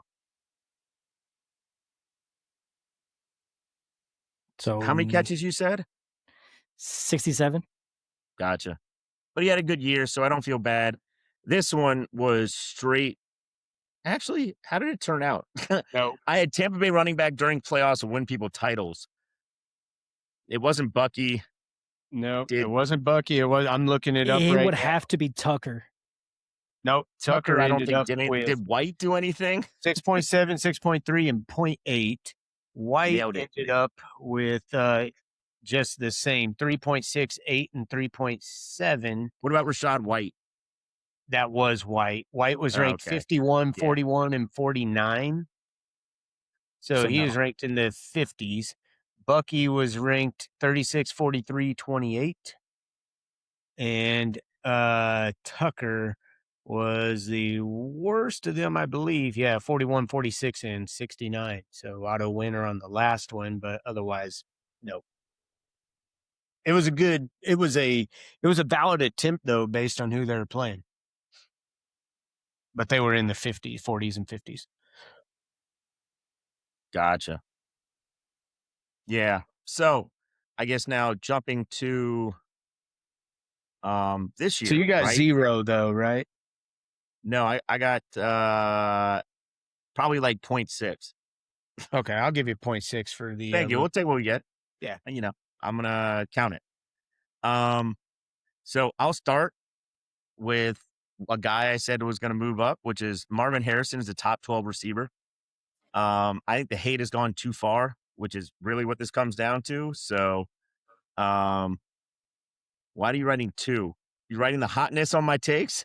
Oh yeah, you can see that, huh? Like these are cake, man. This is ridiculous. Wow. This is a live one. The Marv hate is so strong, but I love that. You know what? I'm all in. Good. Keep hating on it. Marv, top 12 receiver. My next one is Chicago defense is one we target all year because some people think they're good. I do not.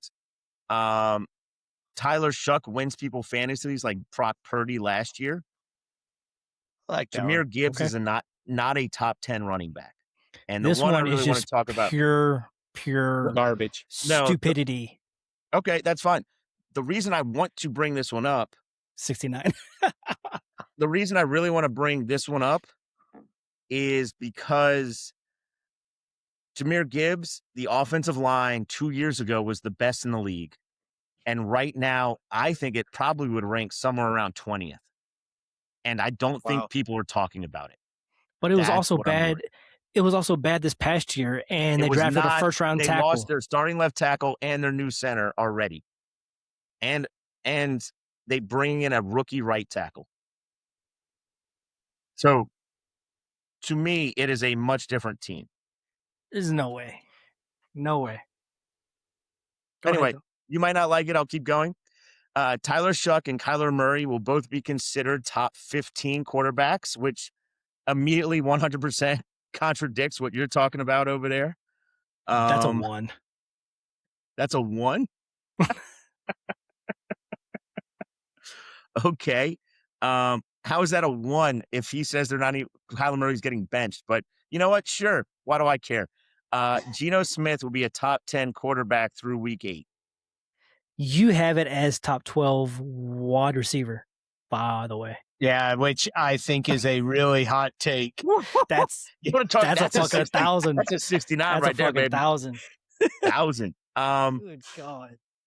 So Gino will be a top 12 quarterback through 8 weeks. Seattle offense struggles due to the new offensive coordinator.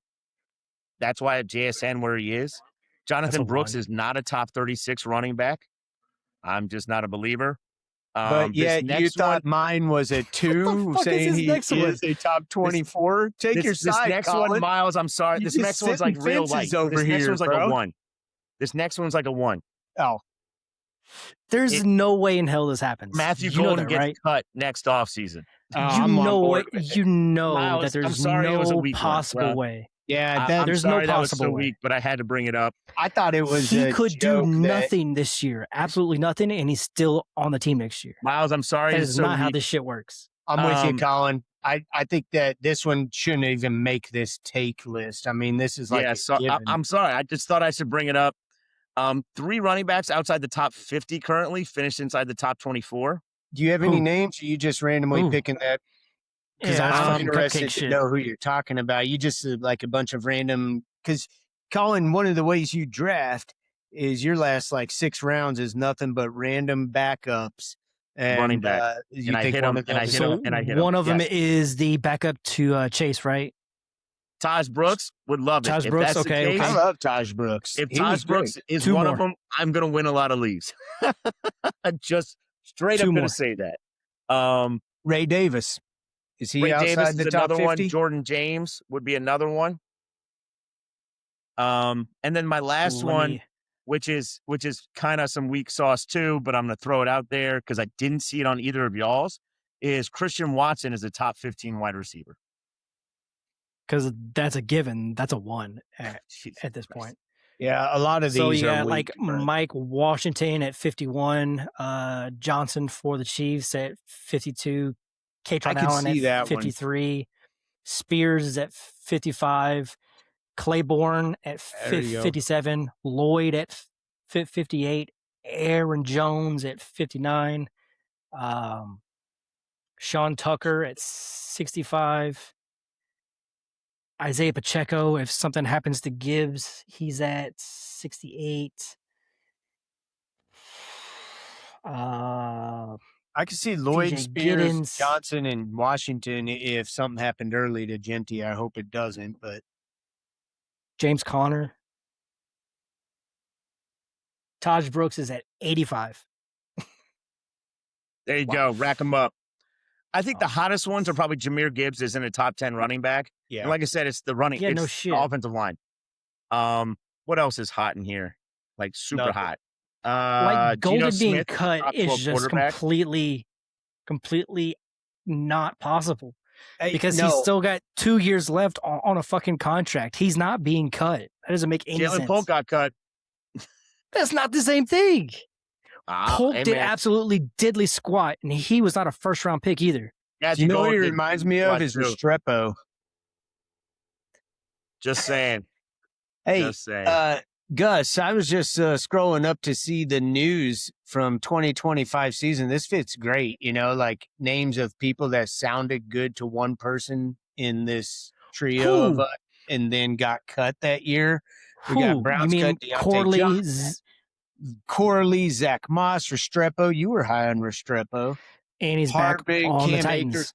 I was high on the Cam Akers. Kyle Trask, like MVS, Naeem Hines. It's so funny how 1 year and those dudes have just blown off into the ether. None of these guys are first-round picks, sir. Yeah, well, none of these are first-round picks. Just happened to fall a year ago. Fucking stupid ass shit. Go ahead. Hate is so worth it. That's my favorite one, Colin. I would bet $1,000 on this one. Do I get 1,001 odds? Yeah, get 1,001. Let's hear it right here. Sure. 1,001 odds. I want that too. I will take $1. So $1, he gets cut next offseason. No. 1,000 for you, 1 for me. You're not taking the bet? Because it's not worth $1. Okay, so put down $1,000, and what are the odds, for you to get back? What is that? What is that, 1 million? 1,001. That's It's a literally what I million. just It's said. a million. Yeah, it's 1 million. Because I want the 1,000, and I know there's no way in hell you get the 1 million. Yeah, you say that. If it Fuck happens off. next I year, want that Miles, one to happen so we're much gonna have before the only an episode holidays. about this. So Yeah. Next. If this Anyway, happens, I'm no one flying else out to cares. New Orleans to party during Yes. this episode Yes, next yes, year. you're gonna come down here. We're gonna go raging with gonna his be $1 million. All right, Gus, what's yours? All right, my bold predictions from last year. Travion will be talked about in the same breath as Bijan and Gibbs.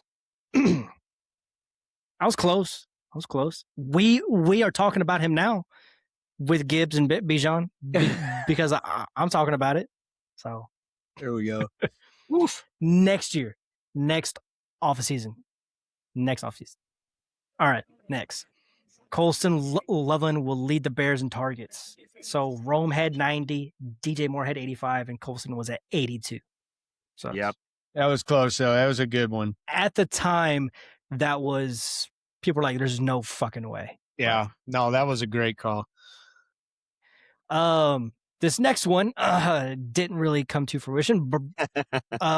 Brock Bowers breaks the tight end single season receptions record of 116 set by Zach Ertz in 2018. He got hurt, so maybe this year because they have no one else to throw the ball to. So I guess I should have thrown that on mine for this year, but oh well. And then I had this one I am most proud of, because it's basically true. I'll take the win. The Chiefs start. Oh, why'd you turn off your camera, Miles? That's what I thought. The Chiefs will start 0-4 and miss the playoffs. No team has started 0-4 and made the playoffs since 1992, which was the San Diego Chargers, who went 11-5, and they were the only team to ever do it. I think they went 1-3 to start the year, so close enough. And then they did miss the Close playoffs. enough. So I was the only one saying it. All right. There was no one else anywhere saying that the Chiefs would miss the playoffs last year. I was the only one fucking saying it. I'll take the win. Any fucking way. Whoa, that is not true. Who? I said the Chiefs would miss the playoffs, but I didn't think they would start 0-4. Where'd you say that? You know what? No, I said they wouldn't win the division. You're right there. Let's look down. Yes, I thought they would make 6. So you said not the playoffs. I said they wouldn't win the division. I actually won that bet with Denver because I bet them, which was nice. I think it was like plus 210 or something. That was fun. And I had them finishing third in the division, which came true. So, which, by the way, they went 2-2 to start the season. They beat the Ravens and the Giants. That sounds like 0-4. All right. I will move on to my 2026. QJ, I've talked him up a whole bunch this offseason. I say he will be a wide receiver 1 for fantasy this year. So it means he will be a top 12 wide receiver this year. What is that? A 1? A 2? I give it a 3 because I'm not as high, but I like it. I'm really high, as you already know, but I think when it comes to like the community at large, I think that's pretty spicy. All right. Jacoby Myers will lead the Jags in targets this year. I know a lot of people like BTJ. They like Parker Washington. Colin likes Hunter. So like there's multiple other wide receivers in that room there. But I really believe that old, reliable Jacoby Myers will lead the Jags in targets this year. So this one's not too spicy compared to the rest that I've already talked up on the Chargers, but the Chargers will have the number 1 offense this year. Yeah, that's a 1. Yeah. They're already predicted to be like number 4 or something. So, all right. Okay. But I like it. Let's get into something a little bit more spicy. The Bears will finish last in the NFC North, first to worst, like the Lions did the past year. Nope, they'll finish ahead of Green Bay. No Let's shot. see. Anyway. Huh? That's not that bold because that's how I have it. Oh, Do you really? oh, You you did haven't too. finished last? Oh, you do. You have Minnesota finishing first. Yeah. Spicy. Both of you do. No, I don't. I have them finishing last. I Unless- have the Lions. Oh wait, I meant to put the Lions. I think Colin fucking flipped that on me because Yeah, Wait, did I all mine are switch his? capital. All Yeah. mine That could are be- capital That could be so except good if that I messed one. up and switched his. Start changing That- them. That's even better. I think he On the did. show sheet, Miles, what did it say? It said Minnesota, Detroit, Chicago, then Green Well, Bay. the thing That is, checks. all my other teams are capital. That's the only Yeah, one no, that I- wasn't. So someone fucking changed it. It wasn't Miles, me I hear 'cause a I lot of don't care bullshit. about that What do you conference. hear? Yeah. Fucking cheating ass Mhm. motherfuckers. Look at it. He changes all these. Like, oh look, I All went. right, 10 all right. Next. The Chiefs will miss the playoffs for the second straight year, This is just and asinine. which is a one. That is a one. So to make it more spicy, Andy Reid will retire after this season. He will, along with Travis Kelce, after they win the Super Bowl, because Eric Bieniemy is back. We are back, baby. We are back. Okay. Took him to 3 Super Bowls, and it's happening. All right. My next two involve a couple of tight ends. I say Fannin will finish outside the top 12 tight ends. I think for where he's currently being drafted as tight end 5 or 6, depending on if you take him or Kraft. I think that's pretty spicy. I'm not a huge fan of the increased target share that is going to be happening in that receiver room. You got the first round and second round wide receiver. I think they are going to command more targets. It's going to really leave Fannin out there where, yes, he will still get targets, but a lot of his targets are short, so it's not going to be as good for fantasy. And a full tight end premium, he's still going to be fine. I just don't think he's a top 12 tight end this year. I hate this one because I believe you, and you were the dude that talked me into Fannin last year. And there was no bigger fan of Fannin this past know. offseason. I was talking him up so much. I had him as my tight end too. Like, I remember you talking about it pre-draft. based on the film you saw in the offseason last year, and I am all in on him, but I believe exactly what you're saying, man. Quarterback struggles, yada. Even though they had 2 Pro Bowl quarterbacks last year, Anyway, but both Boston and KC. Yeah, that's a good one. I'm the opposite, but hey, I like it. That one's a little bolder. where's that, like a 4 or 5? Fan inside it's like a 6. Okay. And so I will buy the dip this year once he starts to dip, because they'll draft a QB next year. So I'll be back in for 2027. So, and my next one is Gadsden will finish outside the top 24 tight ends. I should probably change this to 36. Yeah. Yeah. That seems you're being a little more soft. bold. Yeah.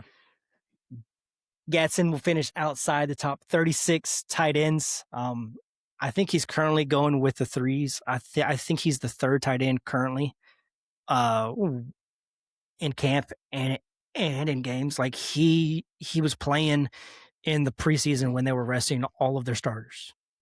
So, But that's because he's also very young relative to those other guys. I don't need all of this extra shit that makes your point right. All right. Thank you. This is my take. All I heard is you're right. No. So you're saying he wasn't getting rested with the starters. That's what you're saying. Correct. Yes, I agree. Because they don't see him in that same tier as Exactly. what. He's not a starter, and they have a lot of weapons on that offense. And like we talked about earlier, you got to be the 1, 2, or a great 3 for your offense. I don't think he's even in the top 5. So, yeah, that one's pretty spicy. I like that you added one in the middle of the show. Same. Which one? The last one. That one. I didn't add it. I added it Yeah, before you the did. I I added it before we started recording, sir. Hmm. I'm sure we can pull the logs on this and see it. All right. Um, but Gatson has been someone that I have talked down on all offseason. Every time I see him being picked in the 7th round, I say it's the worst pick that anyone can make, because I don't think he's gonna be anything at all. And you just lit Yeah. your 7th round pick on fire. I'm with you. I agree. I agree with you. All right. And then my last one, Golden will be the most valuable wide receiver for Green Bay after the season. So going into next season, Golden will be drafted higher than Watson, than Reed. So he will be the wide receiver 1 for fantasy for the Packers going forward. Never wrong, just early. Just early, right? Hey, I like a lot of these. You know, Fannin I might disagree with, but I I get it. It's a little bolder. The Bears finished last in the NFC North. I think it just comes down to, and I said it, the defense is just I So just think bad. they're really bad. And if the turnover differential, luck, whatever you want to call it, goes back to average, this team's gonna lose a lot more games.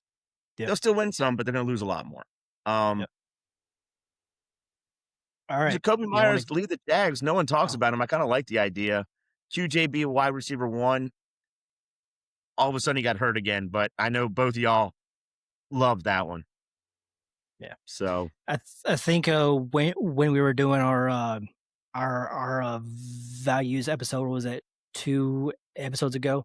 I said the pace that Myers was on once he was traded to the Jags would have put him at wide receiver 8 for the season.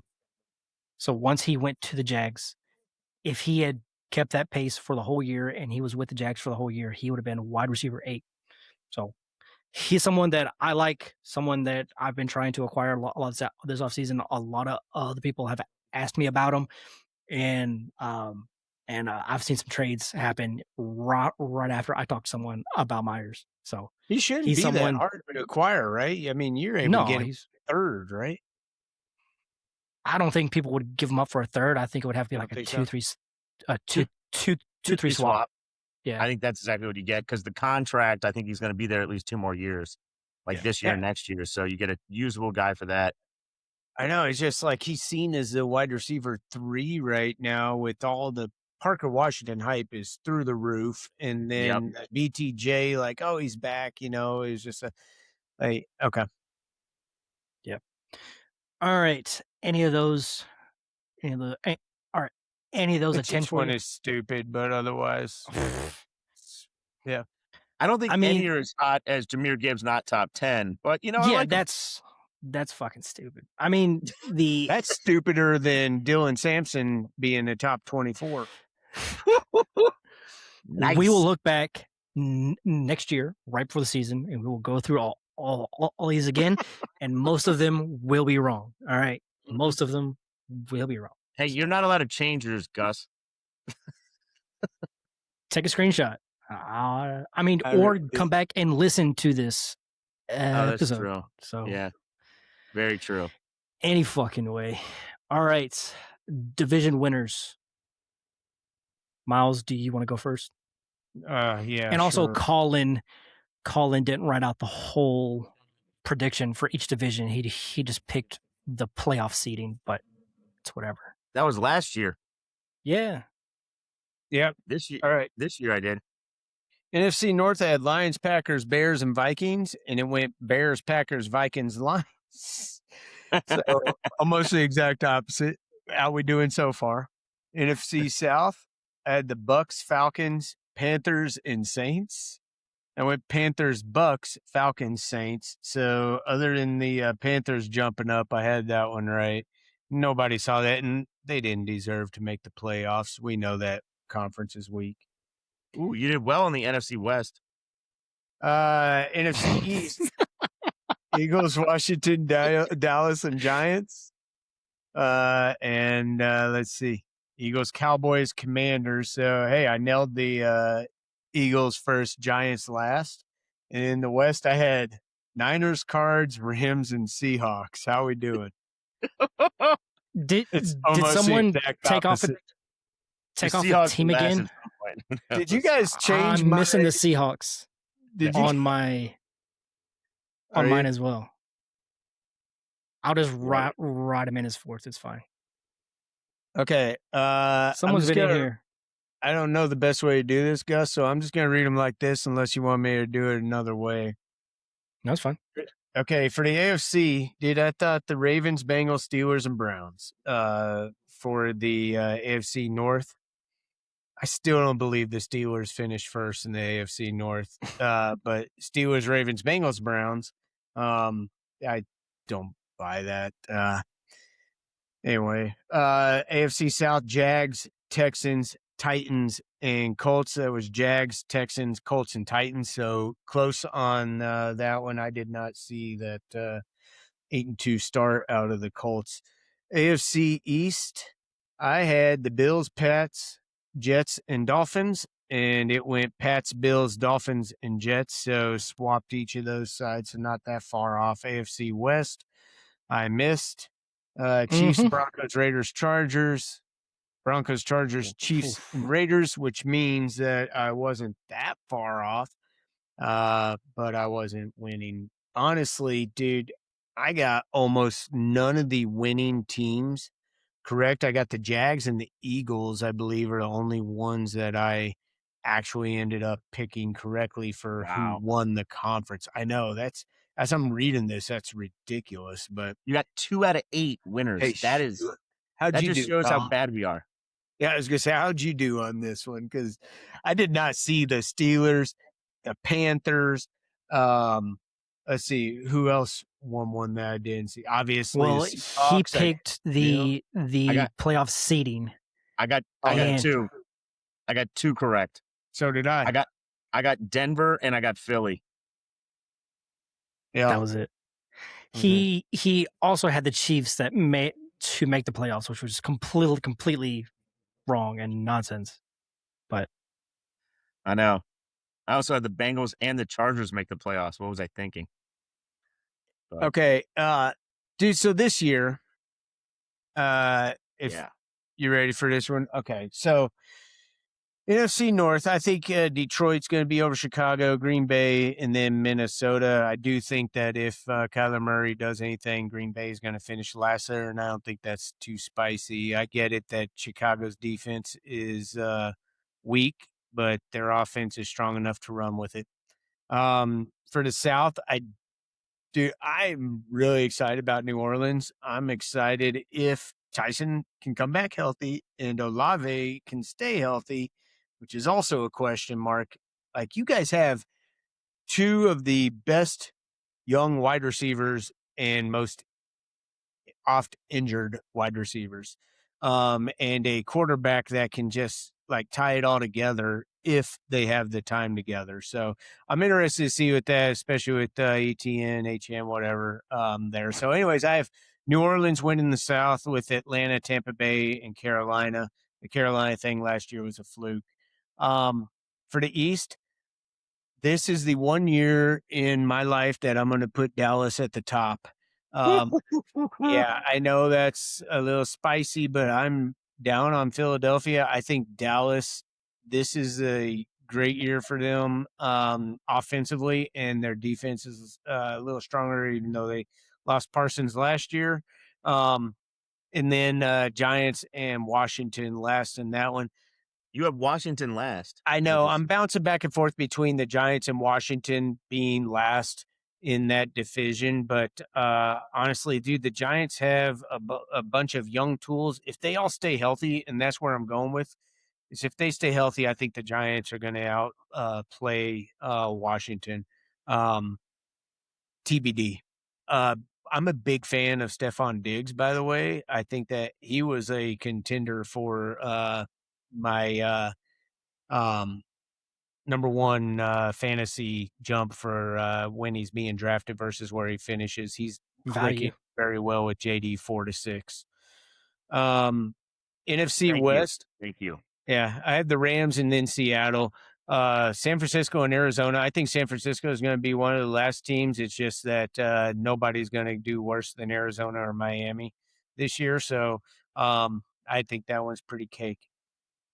In the AFC North, Baltimore, Cincinnati, they're always battling it out. Cleveland and Pitt, I think that's opposite of what most people think, but Aaron Rodgers is done. I really am not excited about anyone in Pittsburgh. If I have to pick someone, it'd be Pittman. But other than that, I'm not excited about any of them. In the South, I have Indianapolis, which I think you guys both have them last, and I have them first, which is Wow. I know. This was the hardest one for me to rank, though. I have Indianapolis, then Tennessee, Jacksonville, and Houston. And I wouldn't be surprised if it's the exact opposite or any combination. I feel like any team can take this. I have the exact opposite. Do you? I'm not surprised, man. I've think, got the Colts second. So okay. I almost had Houston I've got winning it the Jags, Super Bowl. Colts, Texans, and then Titans. But Okay. I almost So, had Houston win the Super Bowl. really? What? Wow. That's I a almost bold took 'em. take. Why'd you put that in your bold take? Who? Houston. Great defense, but I mean, what have they added to their offense other than Montgomery? A little bit Guards. better line. And the Yeah, a little bit interior of the better offensive line, I think, will be better. Okay. That's a big piece. And of it. Higgins is going to take How a good step. Stroud? They got to take Dell back. I think Stroud bounces back, but we've talked about that before. Yeah. Okay. So I think that's the most unknown conference in my opinion. And it's really who stays healthy and which quarterback shows out in every one of those teams, right? AFC East, I have New England over Buffalo. That one, I think both of you guys have Buffalo over New England. Yeah, you do.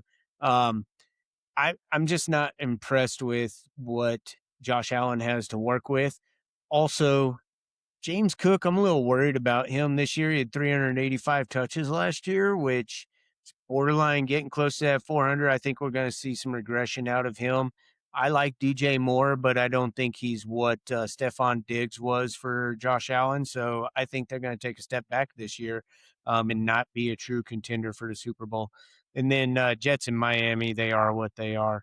And then in the West, Chargers #1 offense, KC, Denver, and Las Vegas. You don't have the Chiefs first. I don't. I It's know. okay because I don't have the Packers first either. So Yeah, I know. It's tough, man. The Chargers are going to blow this league up this year. So overall, the last three are Miami, Arizona, and then Jets in that order. So I think they're going to have the first three picks. One thing that I was going to throw on, I do believe there is a chance. I do believe there is a chance that Malik Willis plays well enough that Miami doesn't take a quarterback next year. If they have the #1 overall pick, do they take it no matter what? And that's the question. That's why I actually removed that from my hot takes because, how can you not in this quarterback class? Now, obviously, they could trade back, etc. Get trade back to the 5th, 6th pick and take take Smith. But I think there's a chance they could do that, but if they end up in the worst, and I do believe it's them or Arizona is going to have the first pick, how can you not take a quarterback there? So we all that's why I have the removed Dolphins as the first overall pick. So. Yeah. I took them at under 2.5 wins recently God. for plus 140 or something. Wasn't even great odds. I thought the line number. was 3.5 wins. Yeah. Where Saw the 2.5 yesterday. No, oh my! It is either 3.5 or 4.5. I took. You can do alternate lines, and I took it so I got plus money. I forget what I saw got on it. 2.5 yesterday. Holy shit! For them, but I can't remember exactly. I think the line was 2.5. I didn't take it because I don't know. I mean, you know how it is in this league, man. Anybody can beat anybody any week. Have you seen the Dolphins? Do the Dolphins play the Chiefs at all this year? The easy cupcake win. Nice. The Yeah, easy cupcake win. Which is great. But yes, I guess I'll go into mine. Mine was so different from last year. You want me to bring it up? I'll discuss it. I had AFC playoff seeding: Buffalo 1, Denver 2, Houston 3, Baltimore 4, Cincy 5, KC 6, Chargers 7. And then it actually was, because I have it pulled up, it actually was Denver 1, New England 2, Jags 3, Steelers 4, Texans 5, Bills 6, Chargers 7. So I missed a couple, but it wasn't too bad. Denver winning the division I had, but that's the only one I had correct. What is interesting is my next two predictions end up winning those wild card games, where the Texans beat the Steelers and the Bills beat the Jags. And then in the NFC, I only got one division leader correct. I had Philly 1, Detroit 2, San Francisco 3, Tampa Bay 4, Washington 5, Minnesota 6, Green Bay 7. And then let me go see. Seattle was the 1. Bears were the 2. Eagles 3, Panthers 4, right? They won the division, but then lost to the Rams 5. 49ers were 6, and then Packers were 7. So I actually had a decent number of the teams, but I got 0 of the division winners right. Or 1, excuse me, 1. I had the Eagles. So I had didn't 2 have the total. Rams or the Seahawks in the playoffs, the two best teams last year. Let's see. It's okay. Didn't have either one of them in the playoffs. No, F them. We did not do well this year, Colin, last year. Did Gus do well? I don't even know. I don't know. Hey, my time will come. All right, chill. Oh shit, he did. Hold awful. on. He did worse than Make us. your fucking picks for this year. Make your fucking picks for this year. My next thing is I'm the only one that predicted the 2026 draft. I had the number 1 overall pick was going to be the New Orleans Saints. They did not get that. I had the number 2 overall pick was going to be the Giants. They did not get that. Number 3 overall pick was the Cleveland Browns. They did not get that. What was it? It was Vegas. Who was 2? Why do I Jets? No. Jets. Is it 2 was Jets, and Arizona? 3 was Cardinals because they took the running back. They took the running back at the 50,000 rate. Yep. All right, so I'll move on to this year, where I'll start quickly. NFC North, I have the Vikings winning it, Green Bay 2nd, Detroit in 3rd, and Chicago last. There are a couple divisions I think you can go in any order. It's really just kind of whatever. That's one of them, but I want to be a little bold and take Minnesota. I really like what we saw out of the defense at the end of the year. That was really what it was. They only allowed, I think, one quarterback in the last 9 weeks to throw for more than 1 touchdown. So it shows schematically with Flores that they are very good. Whether they have the true talent or not, we'll see to hold it up. But it just showed they did well on the defensive side. And whether Murray's good enough to lead them or not, we'll see. They like Kevin O'Connell, right? We all like his scheme. Supposedly last year it didn't work because of 9, so I'm going to blame it on him. Can almost guarantee fact that all 3 of us have the Saints winning the South. That doesn't happen anymore. So we have the Saints. I had the Saints at 1, Tampa Bay 2, Atlanta 3, Carolina 4. So they go from first to worst, and the Saints go from worst to first. It could happen in the division. I think the winner of that division goes 9-8. So that's all it really would take to get there. I guess quickly with that, is that what you think the winner of the South is, like 9-8? I think the Saints will win 10 games. Holy shit. I mean, that's one more game than you. Man. What? I got them on the over for 6.5 prior to the draft. So I'm sorry. Yeah, long time. Okay. Yeah, I think a 9-8 is a good line for it, honestly. Yeah. So I took them at 6.5, and I took them at 7.5. So I have some money on them over. But yeah, I think 9-8 might win the division. NFC East, I have Philly, Dallas, Washington, then the Giants. I honestly think the Giants gave up big sexy Dexy. I think that's going to be a big hole in their defense, as much as we have questions about the offensive line in other areas too, and Neighbors' injury, et cetera. I think that could really hurt their defensive line way more than anyone's talking about. So I think that could be part of it. NFC West, I go Rams, Seattle, 49ers, Arizona. The Rams do look so unstoppable, offense, defense, all of it. Of course, a couple injuries can change everything, but I think Seattle has, like I said, the new OC not being Kubiak is really going to affect them, and the Super Bowl hangover.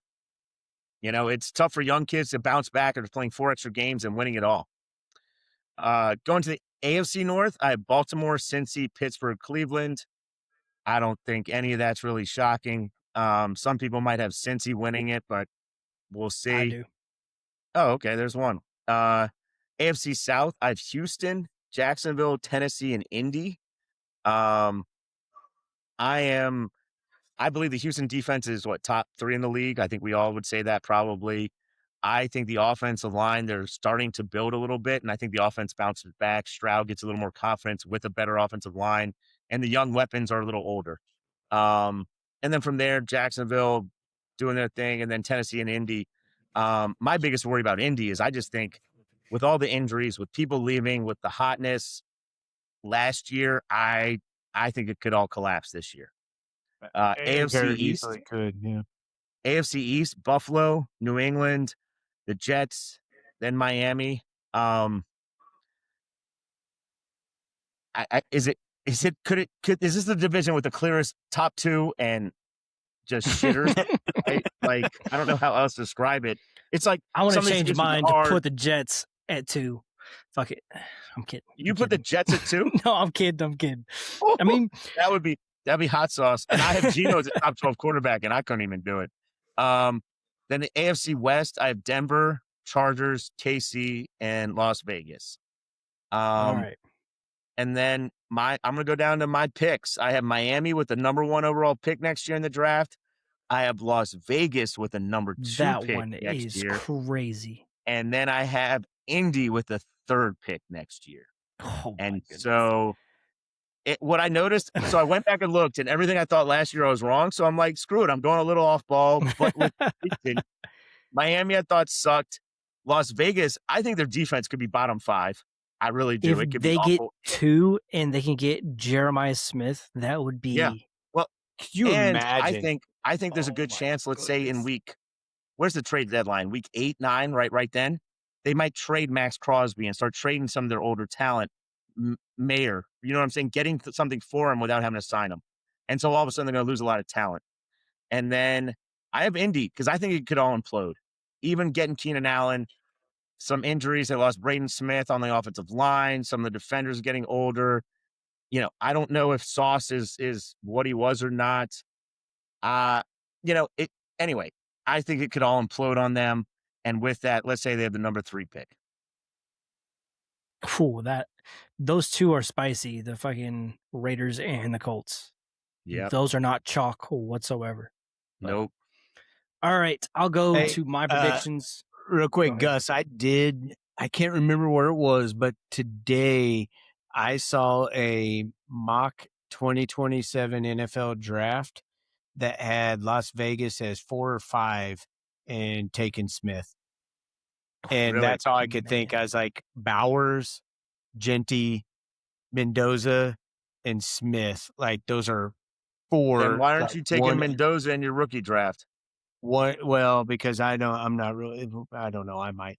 Like, can you imagine that? Like, you talk about either a number 1 in the NFL or the number 1 college positional player year after year after year after year. I mean, this is just like we're looking at with, Atlanta picking Atlanta. 8, like 3 or 4 years in a row, right? Uh, I would love to see it. I hate the Raiders as a Chiefs fan, but I would love to see it just to see that for a fantasy level, just to see a team develop like that on the offensive side. That'd be awesome. All right. I'll get into my last year. NFC North, I had it as the Packers, Lions, Bears, Vikings. It went the Bears, Packers, Vikings, and Lions. So I got none of those correct. NFC South, I had Bucks, Falcons, Panthers, Saints. Obviously, the Panthers won that division. I mean, they were all 8 and 9 except for the Saints. So Yep. it could have been anybody. NFC East, I had it as the Eagles, Washington, Dallas, and the Giants. Eagles won the division. The rest I got wrong. except for the Giants. NFC West, I had it as the oh, so the Seahawks was missing off of mine. I think one of you might have pulled it off, so I just threw them on at the very end here. But Niners, Rams, Cardinals, Seahawks is what I probably had it as. I guess I can go back and listen to the episode. AFC North, I had it as the Ravens, Bengals, Steelers, Browns. That is not how it went. So I've only gotten one right so far, and that was the Eagles. Um, AFC South, Texans, Jags, Titans, Colts. Did not have that one right either. AFC East, I had it as the Bills, Patriots, Jets, and Dolphins. The Patriots won that division. AFC West, I had it as the Chargers, Broncos, Chiefs, and Raiders. I got the last two right, and that's all that matters. Chiefs and Raiders. Chiefs being. Can I say something I learned based on just this episode right now? So hard. As much as I might have been right on some over-unders and bets and teams to make the playoffs or go to the playoffs to win the Super Bowl and hedge from there, done okay. I should not, and we should not bet division winners. Right. We would have lost our ass. I got 2, you got 2, Gus got 1. It's horrible. It's so bad. We're just down money. We're just down money. Just straight losses. So bad. Just taking L's, baby. So I'm not betting division winners.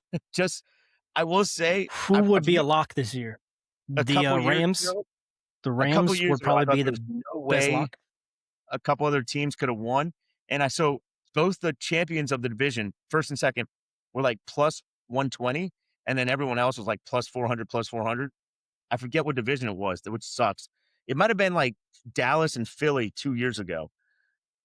And I just bet them both to win the division for like $200 each. And of course, one of them ended up winning because the odds worked in my favor, but I knew I couldn't choose which one was going to do it. So it worked out that way because the other two were awful. So maybe that's what we should do for Buffalo and New England if we can get plus money on both. What we should do is do an 8-leg parlay and put in all of our division winners. What? You know what? I love it. Why don't we just shit it out our ass and then wipe with it and then see what happens? Exactly, because there's no way $20 we get all these right. Eat some McDonald's. Yeah, Saints and Rams are the only ones I feel are locks at this point. Which one? Saints and Rams. You have this. Yep. I am a Saints fan and I am nervous due to injuries, but everyone else, our entire division is getting injured. It's a horrible division. I mean, it's not difficult to win. Hell, Carolina won it last year. Look at Carolina. And we have a much easier schedule. And we play the Giants where everyone else plays the other NFC East. We play the Raiders where the rest play the NFC West. And we also play, what's that other? There's one other division. Cupcake schedule, just like the 2025 Patriots. Y'all going to make the Super Bowl and get blown out. Up, it really is. Okay. That's why. It's a rattler. I mean, look at your team this year. You've got ATN, you've got Spence, you've got Shuck, you've got, hopefully you'll have Tyson back by game 3, right? By week 3. You got Olave, Johnson. It's not bad. Plus you got Delp right there. I think like you have a solid offense, The offense is good. The defense could be worse. I think we have a top 10 O-line. So that's something else. Exactly. I truly believe. I think New Orleans is you guys, I think you're a lock to win the South, and I think Rams are a lock to win the West, and that's it. Outside of that, dude, it's anybody's game. I love how you have the Rams as the lock. I do. Seattle just won the Super Bowl, and you just think they're the lock. That's interesting. Things fell right. I've got them third in their own division, so. Yeah, they traded away their their Super Bowl MVP, and then they're with their other dude being hurt. I mean, I don't know, man. I think it was a nice Cinderella story for both them and New England last year. It just worked out for them. I think the Rams with their defense, they're going to end up. The one thing I'm worried about is the Rams passing offense. I think they're going to slow it down this year. I really do. And so I think like Puka, They're going to worry about making sure that he stays healthy. I think Adams, the whole, Stafford Adams connection, I think that it's going to be there, but I think it's going to be a lot less this year than it was last year. So that's the only thing I'm worried about with the Rams, but I have zero issues with them winning games and finishing up first ahead of Seattle this year. Interesting. All right. All right. I'll get into my 2026 predictions. NFC North, I have it as Detroit going from worst to first, Green Bay, Minnesota, and then Chicago. So the Bears last as well. NFC South, I have it as the Saints, Tampa Bay, Atlanta, Carolina. NFC East, I have it Philly, Dallas, Giants, and then Washington.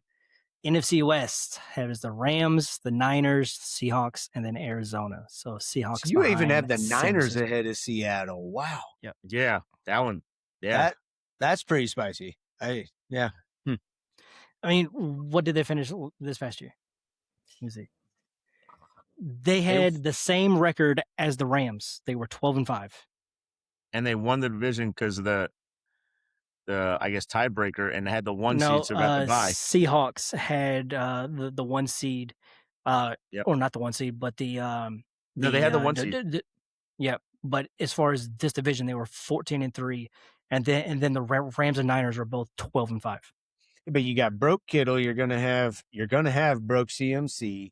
Your wide receiver core is all old.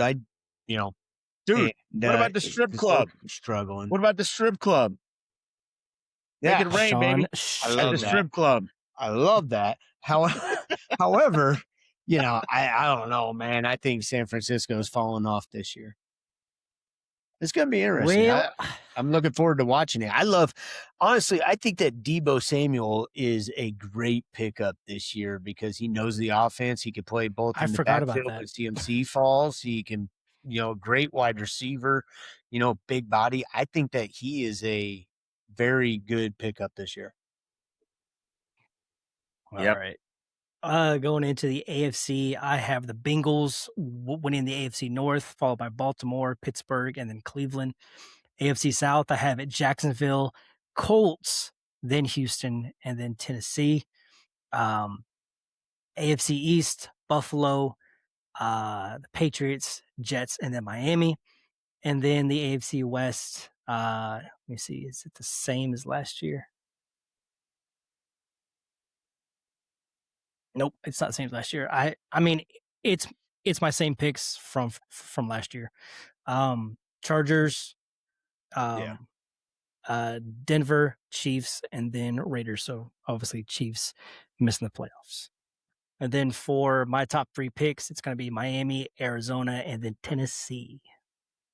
So here's something I wanted to bring up and discuss just because I have both you on here. I know everyone thinks Arizona's going to suck. If they have an okay O-line, Brissett's all right, and after week 4, 9 of their 11 or 10 of their 11 starting defenders were out for the season, right? If Sweat comes back as a pretty good pass rusher, Will Johnson, the cornerback, comes back healthy, that already looked promising. Is there a way Arizona wins 4 or 5 games? I think that there's a real shot that the Cardinals win probably closer to 6 or 7 games. And that's why I didn't include them. I just felt that could be the case. Injuries, they get a running back they could trust that already looked like a star. Now, and he's hurt already. Their first 4 picks in the rookie draft this year are all now hurt. Yep. Their second rounder was the guard that's out for the season, and their 4th rounder was the DT they really liked that people thought they got a steal on is out for the season. And of course we know about Love. So the third rounder was Carson Beck, right? So anyway, it's just something I want to bring up because everyone's like they suck. And I'm very curious if they can bounce back with some health and actually kind of stop people and then score points. Yeah, I still think that they will finish 4th in the division because the three teams ahead of them are absolute studs. So it's very, very hard for them to get out of the basement, but they could, steal a few games and be, 6 or 7 wins. And it honestly wouldn't shock me because our offense was killing it. Well, last year with Brissett, the whole defense was hurt. So they were behind in every single game. Now, if they have a better defense, they could maybe be in some more games and not just be trying to play catch up every single game. But I would probably put their line around 3.5 to 4.5 That wins. I think it's 3.5 in Vegas. Yeah. Yeah, I took him over 4.5 for like plus money just to kind of throw a little money on him. that's probably where I would bet it.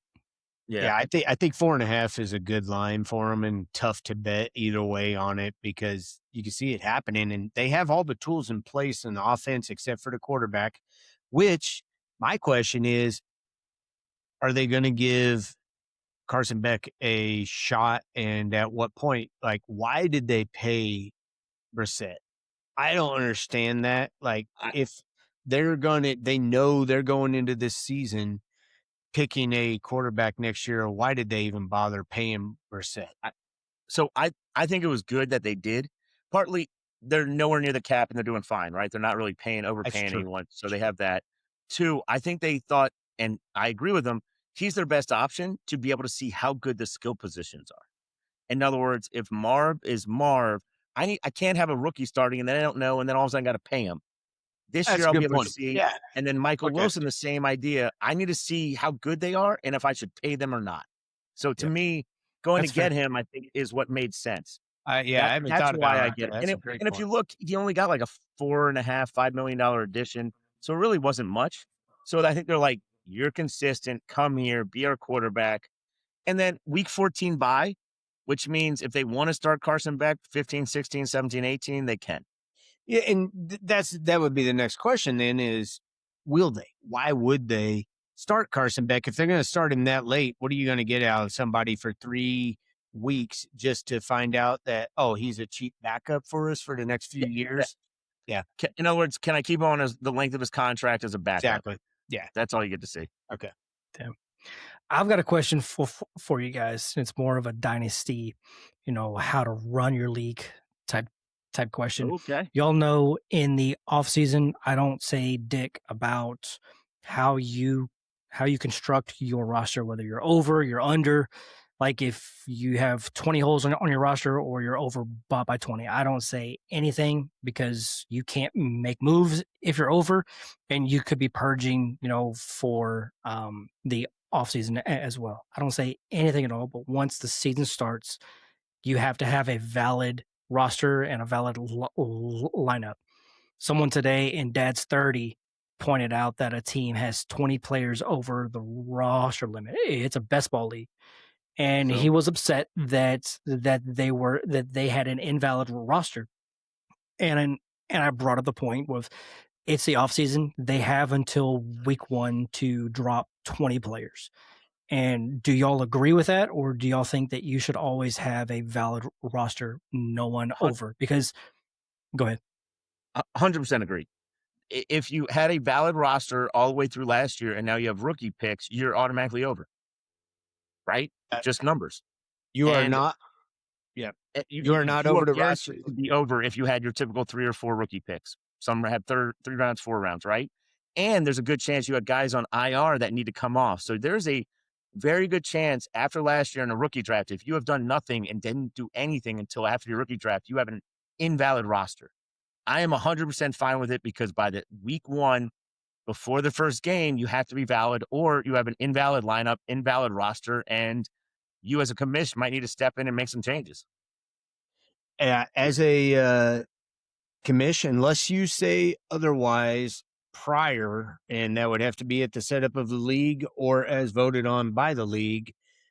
The only valid roster, there is no conversation about a valid roster until kickoff of the first game. At that kickoff of the first game, everything locks and you have to have a valid roster at that time. But I'm with you, Gus. Like he's good until Right. kickoff of the Now, first.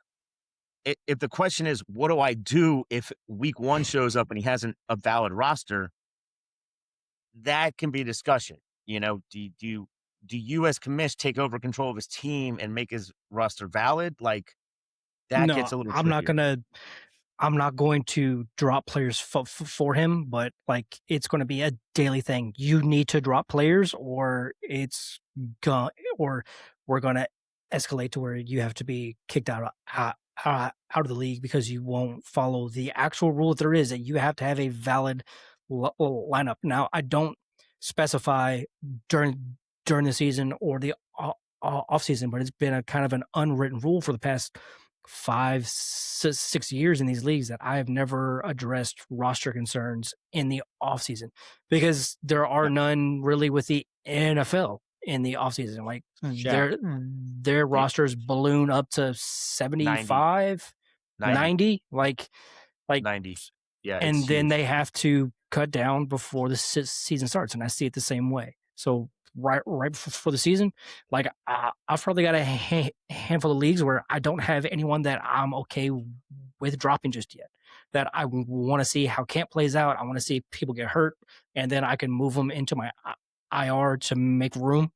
But like I've got a handful of those leagues where I currently have an invalid roster because I've got too many guys. So, and I think that comes to whoever it was. I understand it. Probably looked at that and was like, "Where are all the guys I might go to pick up?" And sees he's got a huge roster. I'd want to pick up 15 of those guys and throw on my 40-man deep team and complain, right? But if you were at the rookie draft, you saw how many players he took and how many guys he had on his team. Like, that's who it was. That's what it was. He just needs to be valid by week one. The question, someone just posted a GIF. I believe it's from the Goodfellas. Said, "You never rat on your friends and always keep your mouth shut." Which I get it. The guy has the guy is in a pickle. Like, he's got 20 players that he's got to drop within the next 2 weeks. That's rough. Like, he's going to have to make some hard choices or try and trade them away. Like, you've got some work to do. Hey, Gus, how did he get here though? 20 players over is like a because deep he IR did rookies. So this is a best ball league. Okay. And it is a very deep bench, but he did the Colin strategy, but so much better. Like he so did much it better, so much phenomenal. Hard to beat Colin on his own strategy. Colin does not hold a fucking candle to this guy. Like he is like, he was trading back so fucking much. He had so many picks this past year. Let me pull up the draft. Just while it's not we're here. tough to beat Colin at his own strategy. We saw that in Dad's 36, where he came in 5th and I came in 4th doing his strategy. So all these things are true. I can't even deny it. I mean, now, to be fair, he did trade away quite a few of the picks to push into next year as well. Yep. During the draft, he moved a bunch of picks to go into next year because he knew that he was going to have this problem. Yeah. So let's count his picks. He had 1, 2, 3. I traded for 4 first from him. I ended up getting Sadiq, Cooper, Boston, and Stowers from him.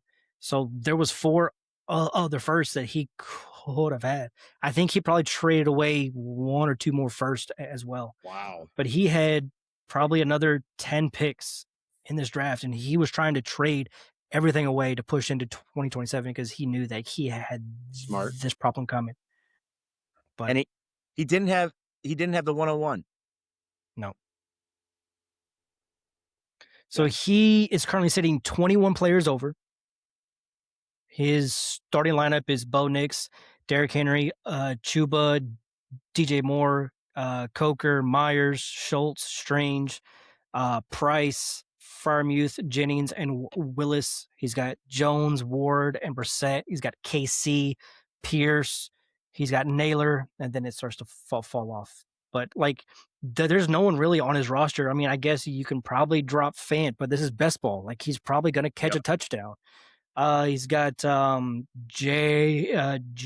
Tolbert for the Dolphins. Like, he's probably going to catch some touchdowns. Like, no one you really want to drop. Like, if you go down to the bottom of his bench, like, yeah, you can drop Thielen, but then he's got like Xavier Gibson for the Giants. Still play? He's got Huh?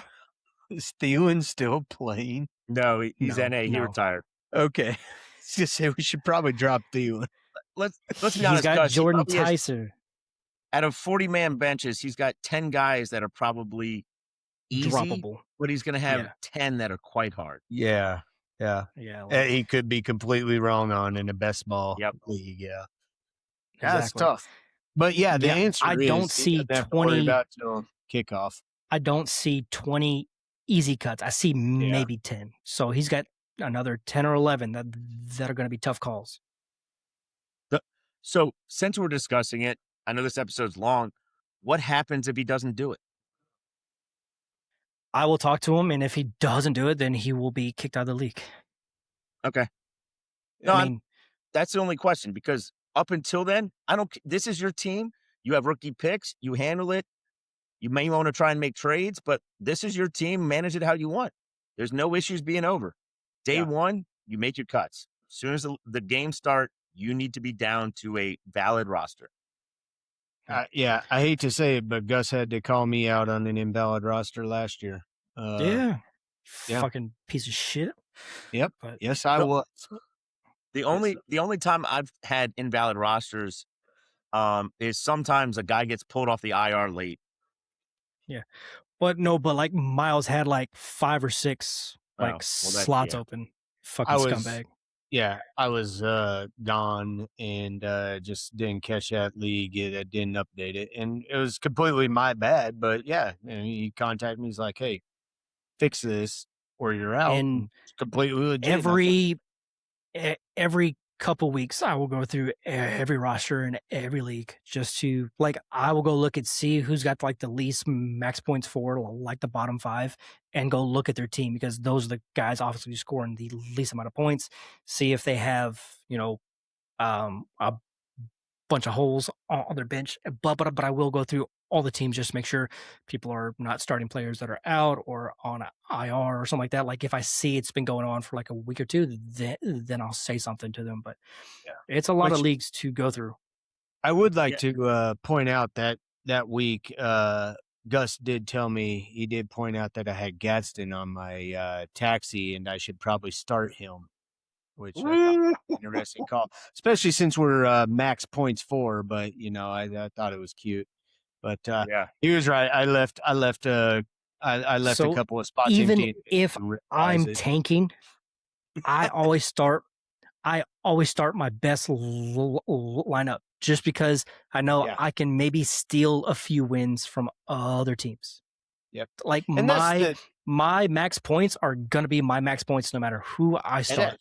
And that's why max points 4 is exactly the way you should go. It is a great anti-tanking rule. Like you either have the best, the worst team, or you don't. You can't just bench your good team. It's great. I love it. And my way of getting all them first and trading back and sucking, I'm going to start my best roster every time. And what I love is every so often that win, you beat one of the almost playoff teams, let's say, randomly get a W, knock them out of the playoffs, and you have their first. It could be the difference between getting the 105 pick and the 110. It can matter, and max points 4 lets you do it.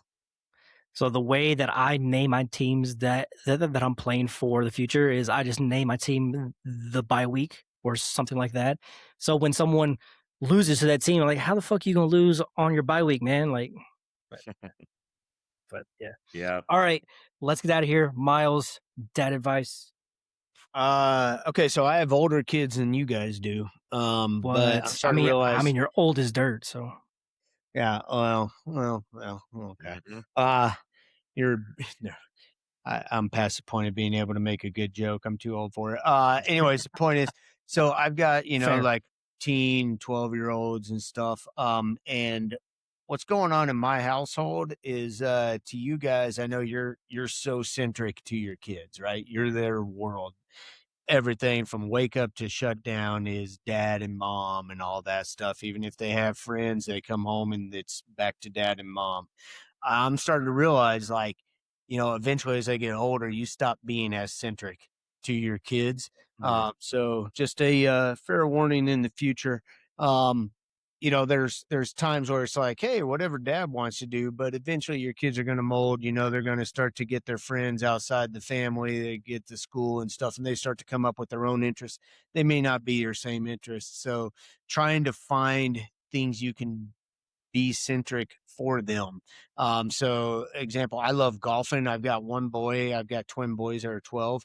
I love golf, and one of my boys is into golf. The other one isn't. And, he mentioned the other day to my wife, he's like, yeah, dad and Beck, they have golf and we don't really have anything that's ours.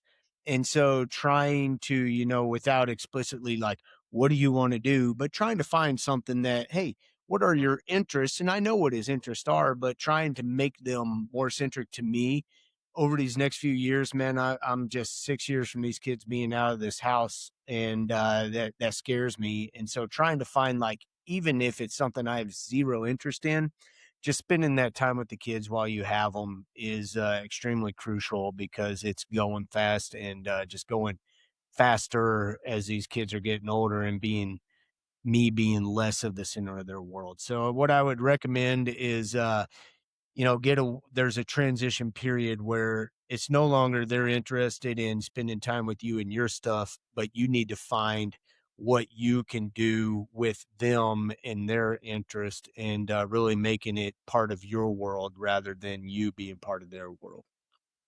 I'm really trying to get my 3 and 4-year-old into fantasy football. So like, so we can all Good always luck. have that. Yeah, yeah. Oh.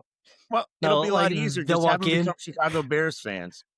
Oh, I think I might have to walk out this Indianapolis house. Bears fans. Yeah, Indiana Indiana, Bear close fans. enough. Oh, all Anyway, right. great episode. Well, Always fun. yeah, Miles, I love it that you came on and joined us finally. Yeah, First time in appreciate it. forever. Gus, I'm happy that work wasn't crazy, so you got to be back in here. I know we missed a few weeks, so I'm happy to get back on kind of a normal schedule and see how we could do that. yeah, yeah. It'll get better. It'll get better. I will be doing Can't wait every for some football, episode. man.